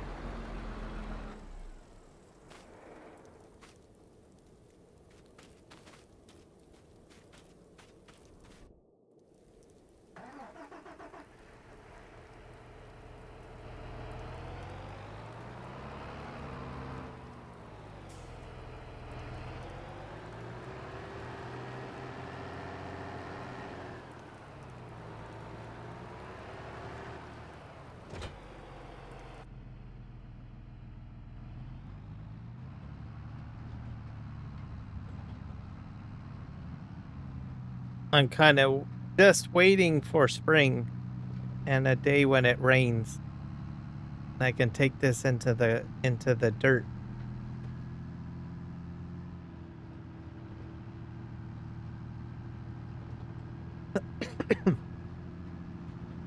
To see what happens.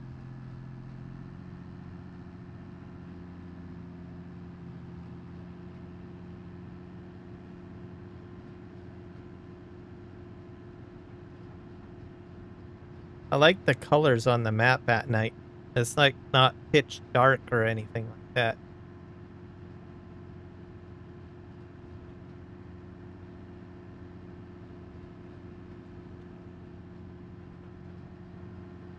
Mind you, the sun is still going down. So I guess we'll have to wait. Happen. Okay.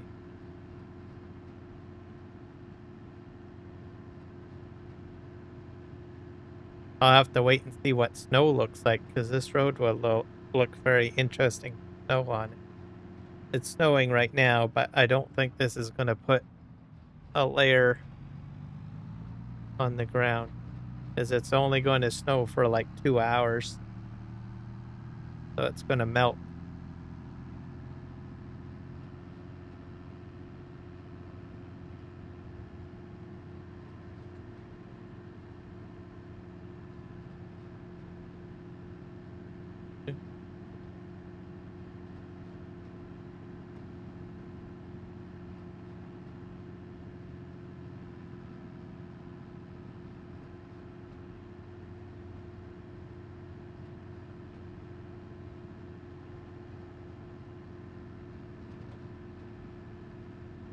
The other edit too, the back end, I'm going to be extending my farm. I've got planned, and some of the building structures that I have put down, like the silo and the grain dryer, I'm gonna move because I just find that it's a little too tight in here. The house I can't remove. Like, there's no way of removing that or selling it. Same with the playground equipment. Permanent. So I think even the shed I can't remove either. Well,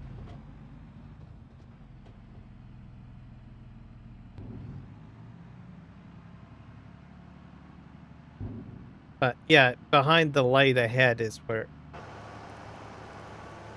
like where all that lavender is. I'm gonna just take that out and extend that as my property. Or, well, of course it's my property.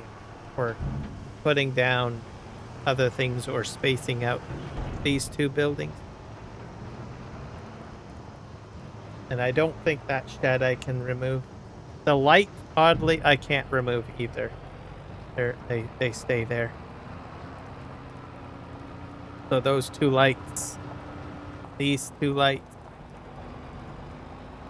they're permanent fixtures. And I think maybe even this light.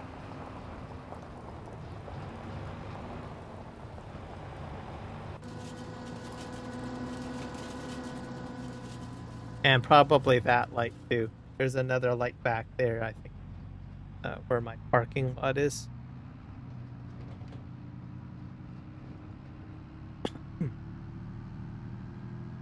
So I'll probably want to keep at least some buildings or structures close to those lights if I redesign, because it'll look weird just having a random light sitting in the middle of nowhere property. So I'll have to be careful with how I do it.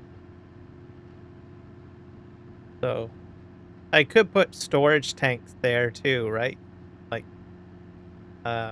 for holding seed and stuff like that. That would probably make sense. They're smaller than some of the existing buildings that I already put down.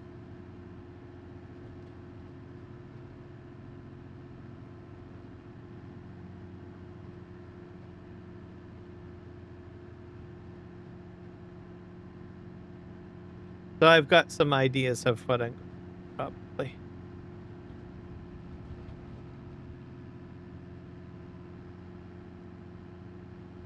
I'll just have to wait and see what happens.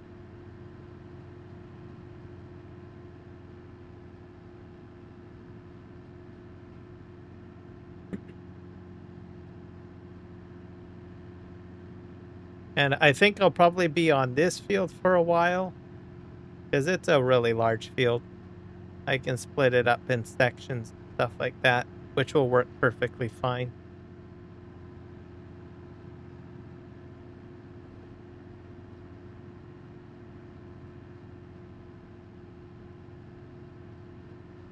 All right, there's my harvester. Pull into the field.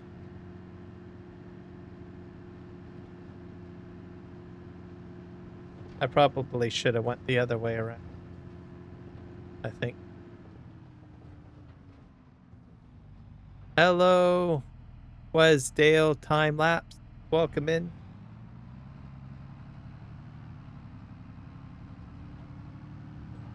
How are you doing today? I'm gonna try to position them behind.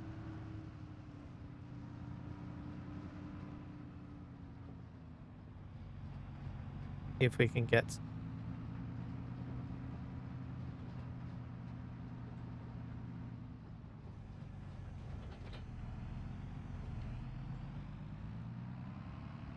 Okay, where do I want to park this strategically? I have a feeling I'll get that finished, I think, without having to pick up. So I would probably want to park probably sort of here. Ideally, I want to go up and down there. But I don't know. I don't think I can do that. I think I'm going to fill my Fleagle trailer before that happens.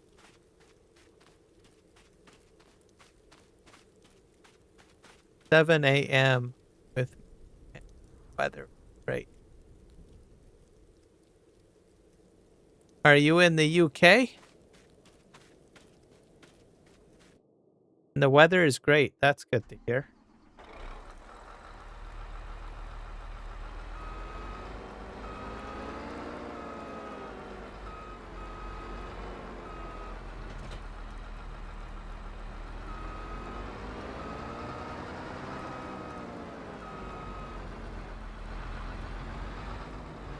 Do you work outdoors?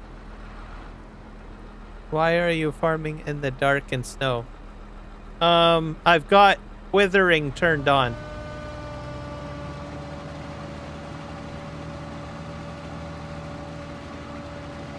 I play with crop wither, and I'll show you how much crop I've got to do.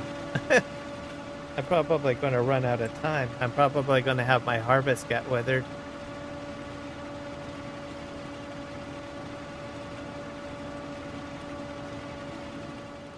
I've got all this lavender to harvest. And I've only done this little bit. So, doesn't look very good. I have a feeling some of my crop might die.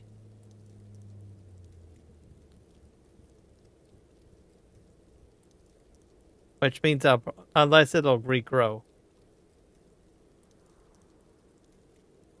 But it doesn't look very good. I have a feeling I'm going to have some of my crop wither. Here in the UK.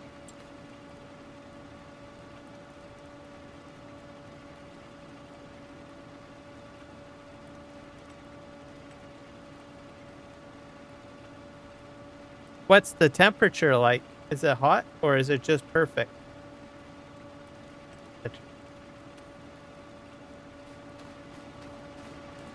Yeah, I'm going to need a bigger boat, I think.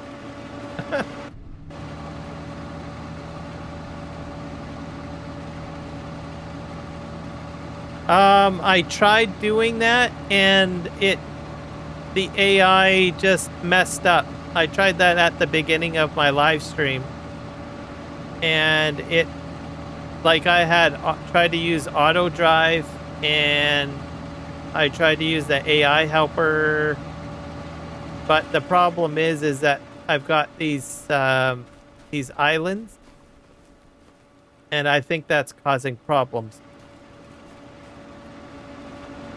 So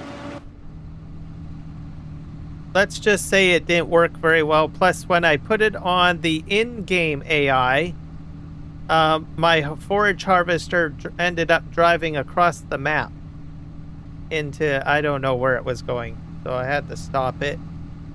So I'm not really having any good luck. I'm not really having any good luck with AI, whether it's courseplay or auto drive or just in-game for that matter. So I was like, well, I guess we're going to have to do it the old-fashioned way. To go in here and do it this way.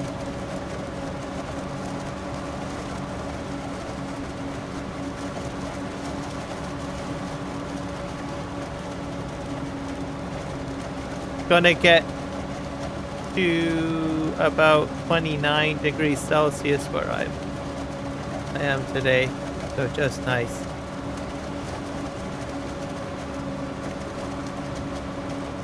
$29's not too bad. It's for me, if it starts dipping into like 30 or 30 plus, then it gets a little too hot for me. I start sweating. I'm just not climatized for hot weather, I guess you could say.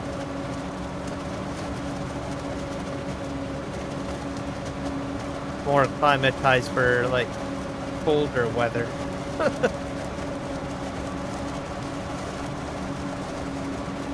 But we're expecting nice weather tomorrow. Right now it's just perfect. It's dropped down to 18 degrees Celsius. So it's nice and comfortable.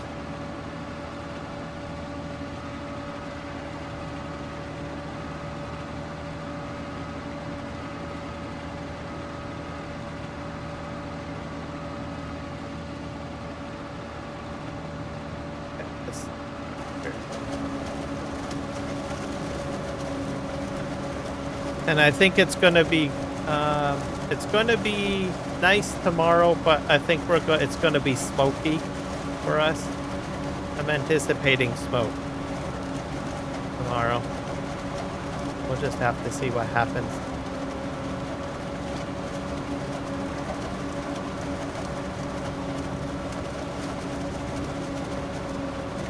And then maybe rain at the end of the week, maybe, or over the weekend. That's what the weather person said on the TV, but I don't know. Everything that's saying online says we're just going to have overcast, so I don't think we'll get any rain, but we could use rain. What time is it with you there? It is currently 11:22 p.m. So it's almost midnight, almost. Let's did another 40 minutes.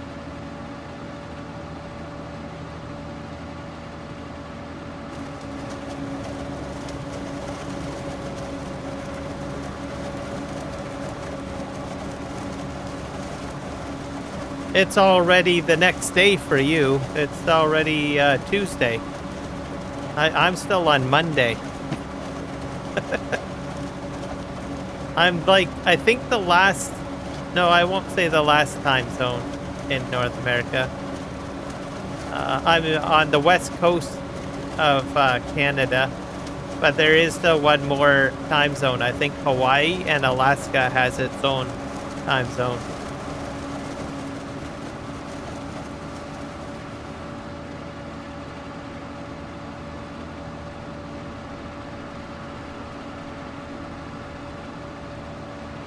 I think there's some moisture getting into the soil, so I don't know if I'm going to start getting stuck.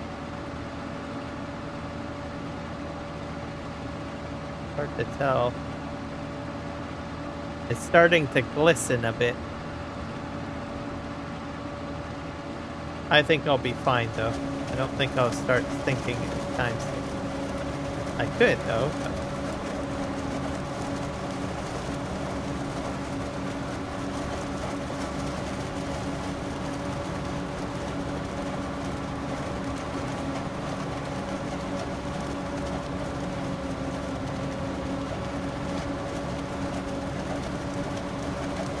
Have to see. I still got to get that tow chain mod put in here. Because if I do get stuck, I probably want to pull my stuff out. I keep on forgetting to put that in. I think I'm going to be okay. I don't think I'm going to start stinking just yet.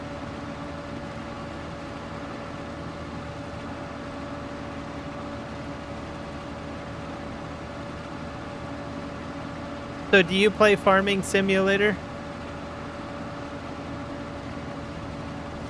You probably do. What map are you working on?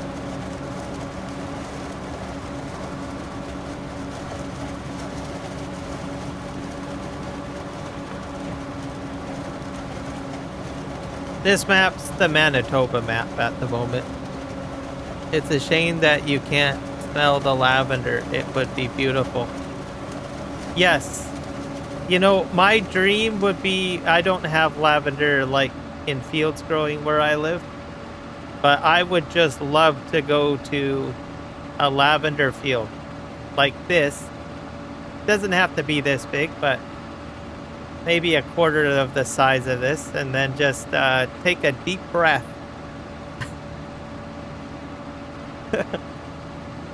And it would be exceptionally perfumey, especially if it's English lavender. And I know because I have English lavender plants in pot. I have 2 of them. And I just walk by the plant. It doesn't even have to be like blooming. And I smell like this beautiful fragrance of lavender.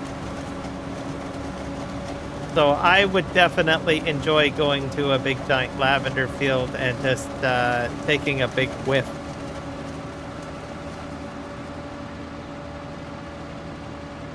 That would definitely be an experience.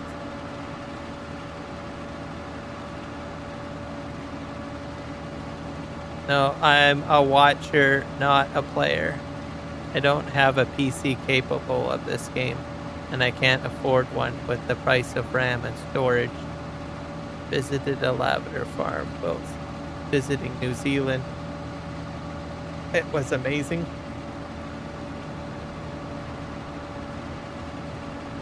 Was there a lot of bees? Was there, like, I've always wondered that. There's supposed to be a huge attractant of, like, bees.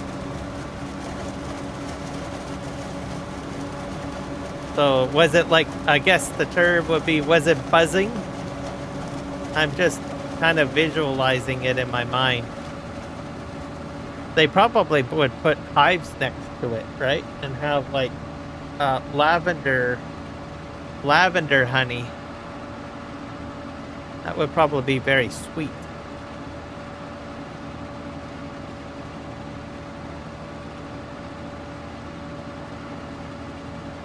That would enrich the experience.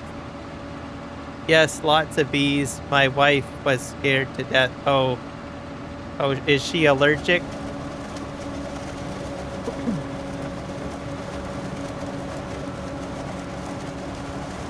for me, I'm not afraid of bees, and I'm not allergic. But I am afraid of hornets and wasps. Like, I honestly think, like, hornets and wasps are, like, more aggressive. Like, they want to, like, murder you.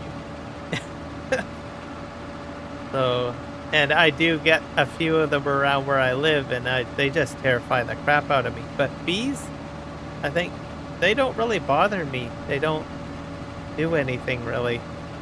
Unless you bother them, of course, but most of the time they're just moving around from flower to flower. But hornets and wasps, I don't like them at all. They had a farm shop and they sold everything lavender scented. I could see that. I bet you they've got like a machine in the back that sifts it out, and sorts it, and cleans it. They probably got a whole like lavender oil production as well. That would be a sight to see. Let's go in and see how they go about the whole process of extracting oil and all of that.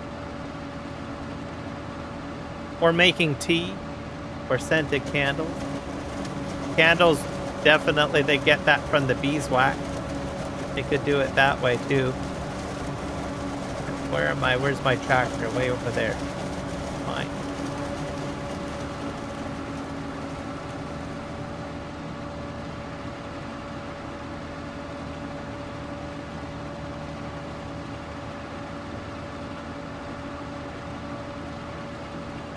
These aren't interested in us videoing them on the flowers in the garden. Yeah, that's my thought too. They're not really interested in us unless we bother them. That's it. And even then, if you're really gentle, they probably wouldn't do anything, really. So that's like, I've had them fly by me. They don't try to land on me or anything. They just go about their business. They're like a busybody, right? But you take a hornet or a wasp, they look at you and they stare you down, and they just fly by you and get real close and all that. Like, they want to get in your business. That's why I don't like wasps. But bees, they don't do that. They just do their thing. Unless you accidentally disturb them somehow, right? Like, you pick them up in your hand and you close your hand around something. Obviously, that's something that you've done, right?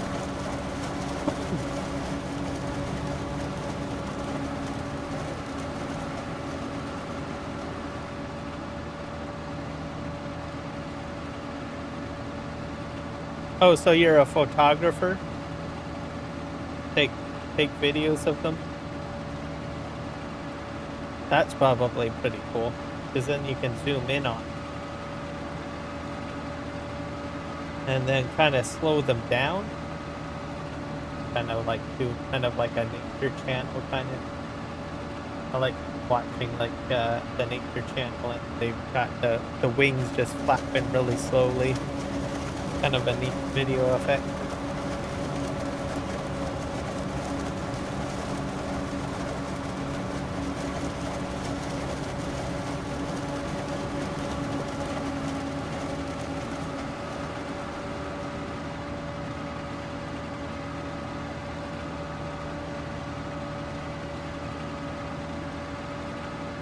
Back up here.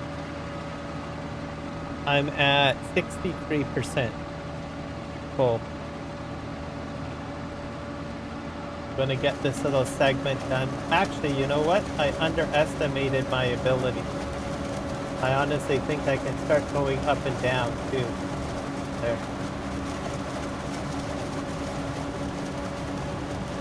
But I still got plenty of space inside my Fleagle trailer here.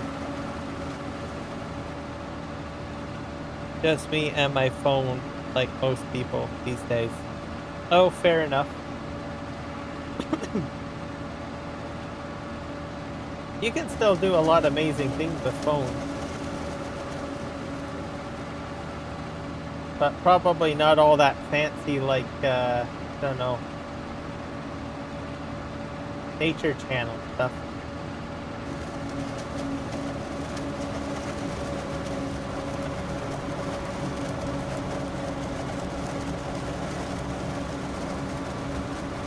I'm gonna spin around here.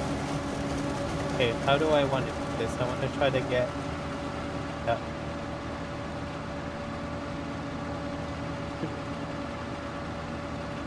I'll just get that little chunk and then I'll head over to my track. Just trying to map out what I want to do here.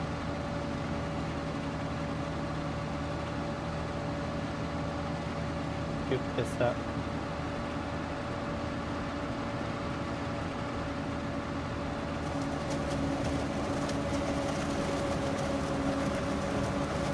All four, and just gonna head towards the tractor, and then I think I fixed all my weird field issues, I think, sort of.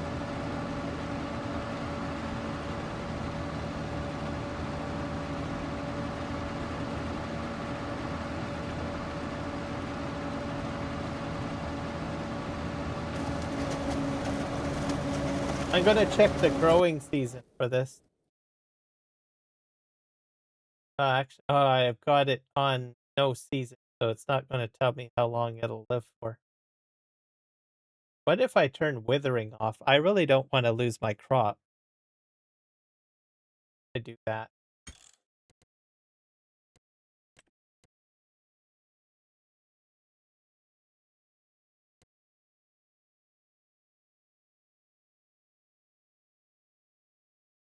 Crop destruction, periodic mowing, stone disaster. Where's wither?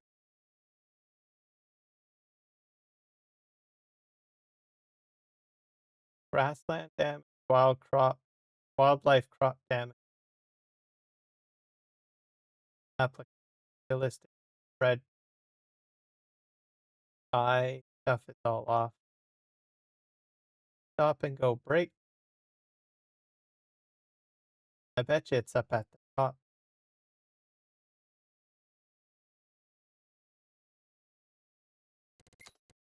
I don't get it. It might be under general setting.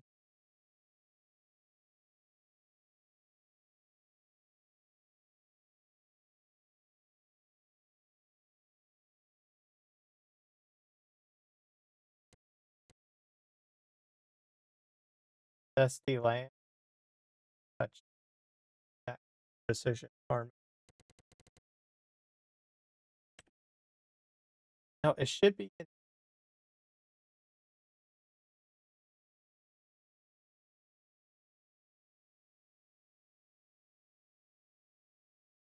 Or can you not turn off wither? I thought you could.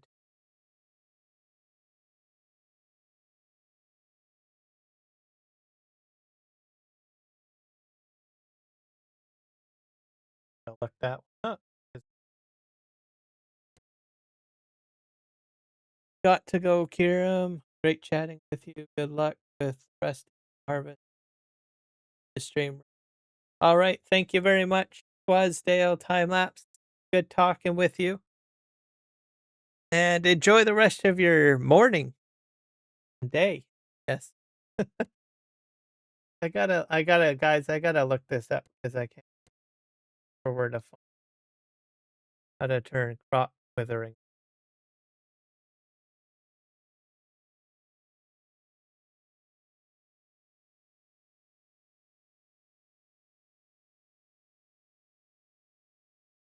It's not a setting I play with very much. Go to menu, game settings, find seasonal growth. Set it to off. Oh. Then I should be okay then, right? Is it that simple? Yeah, I've already got seasonal growth off, so I won't wither then. Okay, well that I learned something there. Usually I do seasonal growth, but lately I've been like on this map and on the Aussie Australia or Western Australia map, I've got seasons turned off. So, and I haven't had seasons off for like a really long time. I think the last time I ever did that was like in like 19. And I don't even think they had seasons in FS19. So, and I think it's because in FS22 when they brought it out, I was like, "Oh, cool, they got seasons. I'm gonna just use it all the time." All right, so I don't have to worry about that. Fantastic. So my precious lavender's not going to die on me.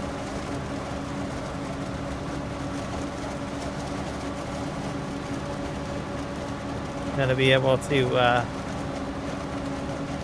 save it.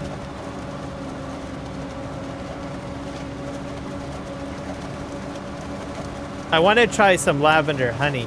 I've tried a couple of different honeys. I've tried blackberry honey and I've tried clover honey. They do taste differently. They are either, you know, a little bit more bitter or they're a little bit more, you know, sweeter kind of thing. In Vietnam, just a fun fact. I keep on coming up with fun facts. I gotta stop watching YouTube videos with fun facts. There's like this guy that does a faceless channel, and he can do an entire like hour-long video on a subject. And you guys might have seen him. He basically starts ranting and talking about it, and then he gets this little coffee maker out, and then he pours himself a cup of coffee. Can't remember his name, but he always does these educational, interesting videos. It's addicting. Anyways, he did one on a bee in Vietnam, and basically it's a very spicy honey, and to a degree, I don't know, if you take this honey, it kind of messes with your metabolism a little bit, like in a weird way. And if you get stung by the bee or whatnot, it can be a bad thing for people. But anyways, it's a Vietnam concoction. I don't think it's just in Vietnam. I think these bees are in Thailand as well and other parts of that little area. I'm gonna back up here because I want to make sure I get a full line. But anyways, you need to build like a certain tolerance, but they describe it as being very spicy and hot honey. And I thought that was interesting. And it's simply because of the nectar that they're extracting it from is from a certain plant that's a bit toxic, I guess. I was like, that's weird. But people try it out for the heck of it, right? So depending on whatever the bee is after or whatnot, you can get different varieties of honey based on the plant, which I think is interesting. I'm not sure what they do with store-bought honey. Like, I think most of the time store-bought honey tastes the same. I think it's just clovers, to tell you the truth. Clover honey. But if you go to a farm or apiary, a local apiary, you could probably get all sorts of different flavors of honey that taste differently, which I think is fascinating.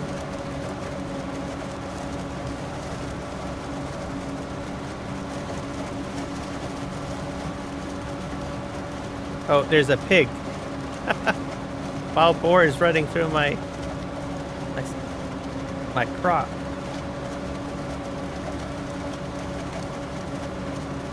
But yeah, try going to like a local apiary or a local farm store. Even local farm stores probably will sell different varieties of honey, or even other farm products too. instead of just going to the grocery store.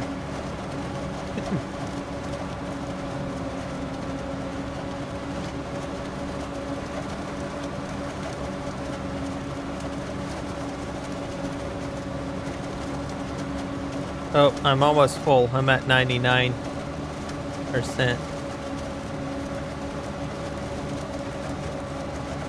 There, we're full.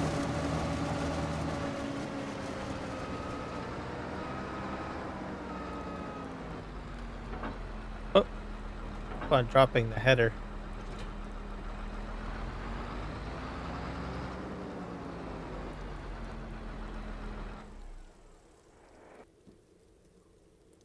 Oh, that's cool. I didn't know the light flashed like that.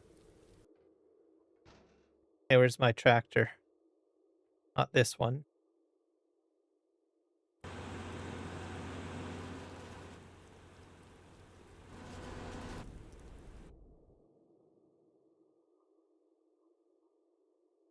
This has got to be it. I'm going to go for at least another 15 minutes, and I think I'm going to stop my live stream at 12. I'll stop playing like 5 minutes before, so probably another 10 minutes I'll play.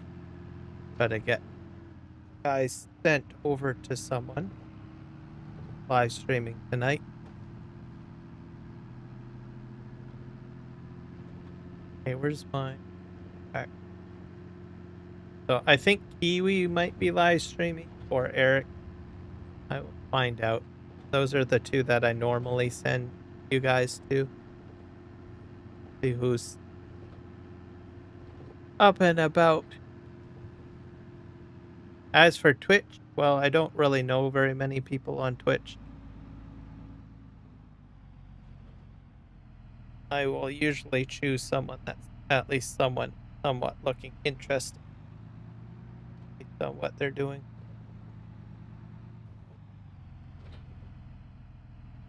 Oh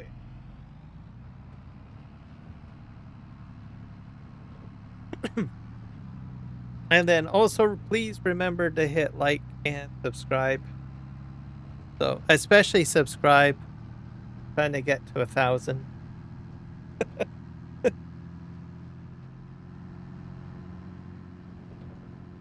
Getting there. And share. I'm trying to remember to say share too. Because you might have a friend or someone else that might be interested in Farming Simulator and some of the stuff that I do on my channel.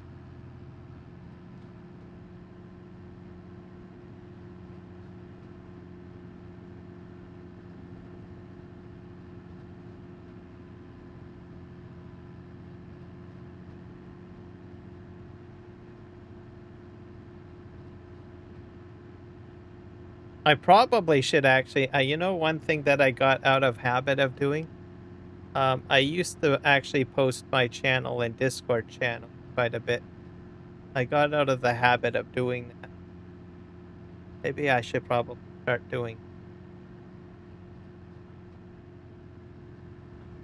Because if you go to, like, there's a lot of content creators, right, for Farming Simulator, and they'll have in there like a little sub channel where you can actually post like videos and stuff like that. I probably should get in the habit of doing.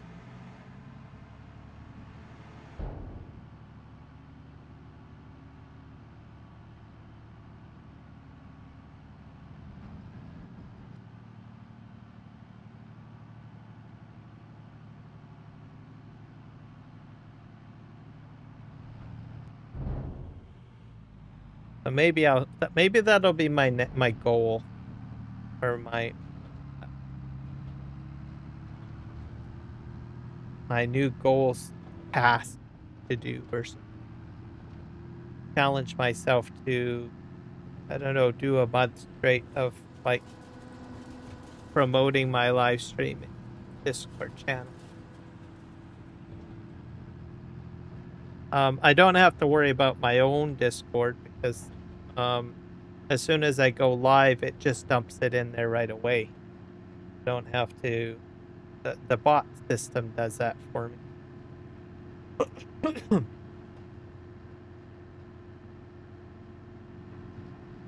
And then if I did that for what, a month, maybe I might get up to 1,000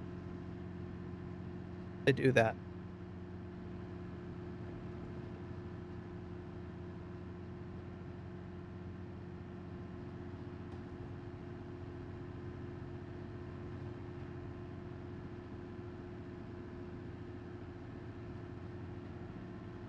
How am I doing for time? I still got it.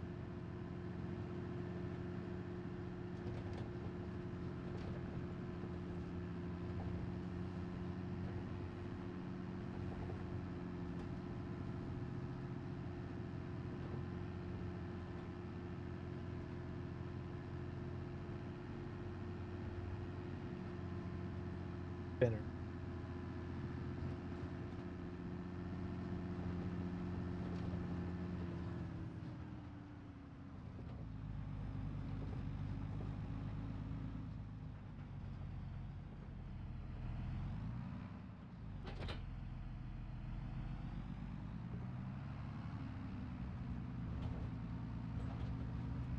Just park this right here because it's really hard to tell. It'll be in the middle, at least. Sort of, I think. All right. Go hook up our... I'm going to turn my header on. Don't forget. Lower it. Just back up and then go forward and we'll be all good. Okay, fantastic.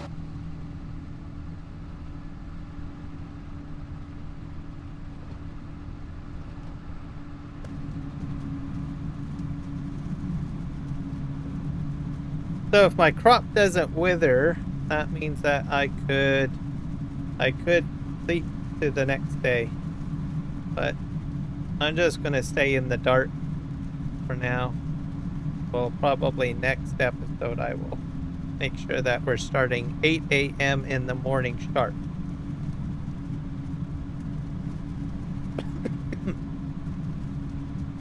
You know what what little effect I'm surprised Giants doesn't do? You know how you go and you sleep trigger and you hit like 8 a.m.? I'm surprised they don't have like a rooster crow going. As soon as you hit like, I don't know, 6 a.m. or something, or 7. Mind you, I guess that could probably annoy people. Might not. It doesn't have to happen like every like hour. That's like a certain hour. So if you do like maybe do a 7 a.m., right? 7 a.m. or 6 a.m. Because I don't know how many people do like 6 a.m. for the refresh of the day farm sim. I normally do 8 a.m. So what I normally do whenever I do the sleep trigger. Alright. I'm gonna go forward.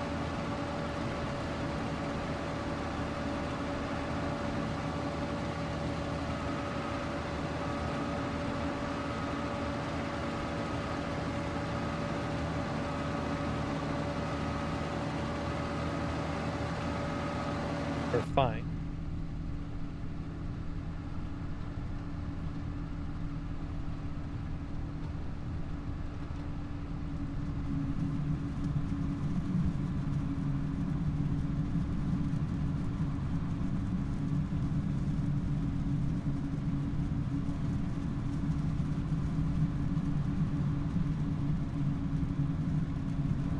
Doing for time 52. I've got about 3.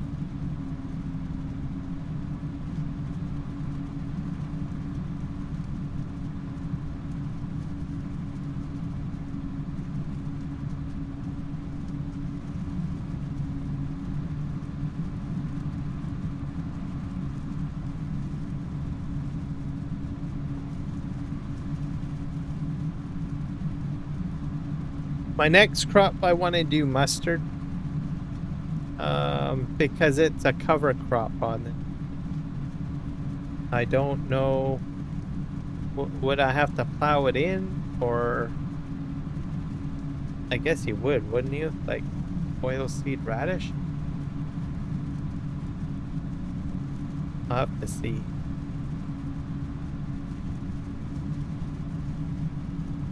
But yeah. But then can you harvest mustard from it?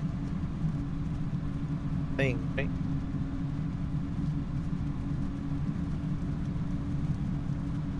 I'll just have to play with it and see. Just like what I'm doing with the lavender. My experience with lavender was last time was like on PV Canyon Crossing, which is an FS22 map, and it's done completely differently. You're using like something like a cotton harvester, and then it spits out these lavender bales out the back. Okay?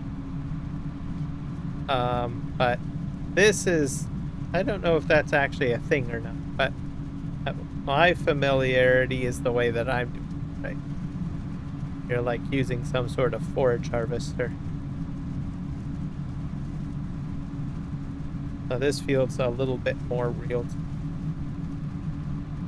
Not to say that there isn't any like cotton balers out there that will do lavender. Maybe it is done that way. Hard to say.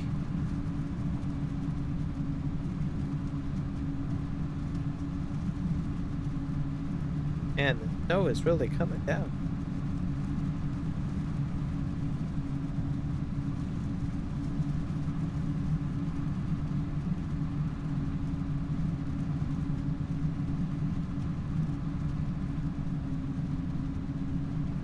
Oh, I'm thinking they must put like sheeting on top of the lavender during the winter months to keep it warm.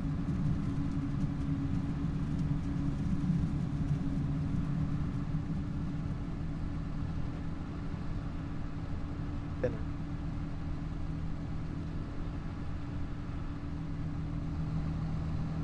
I think I'll probably just line up. We'll see where we're going to send you folks to.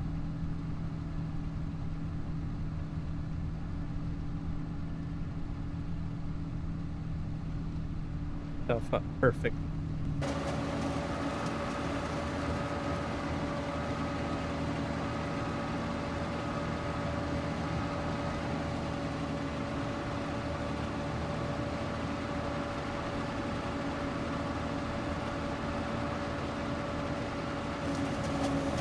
Okay. I'm gonna save my game before I do this, because sometimes I forget. Then I lose time.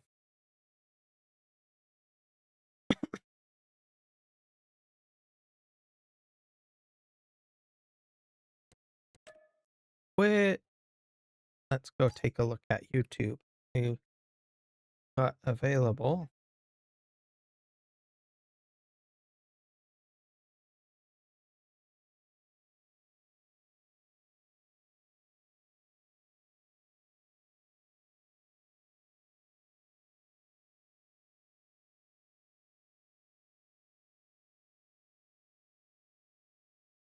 Okay, Eric the Crazy Viking is live. I think we will select him.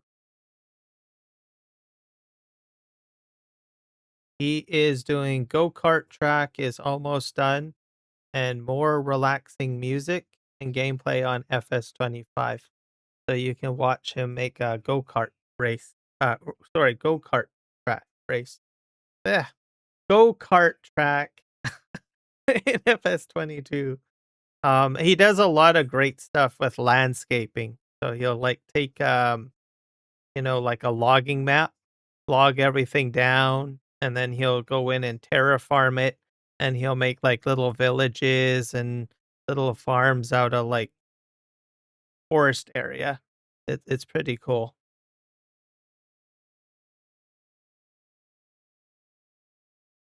And then let me get Twitch set situated. See who's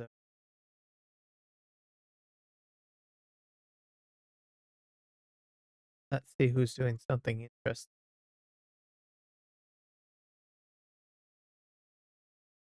and speaks English as well.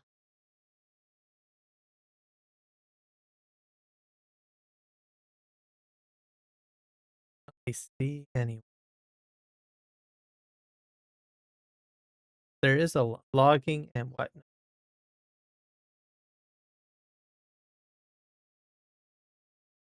There we Repo boy. All right. Thank you, everybody. Please remember to like and subscribe, and we'll see you guys in the next one, which should be next Thursday on the Western Australia map. We'll probably be doing some pellets.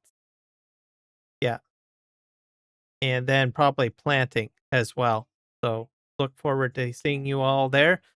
And we'll catch you all in the next one. Take care.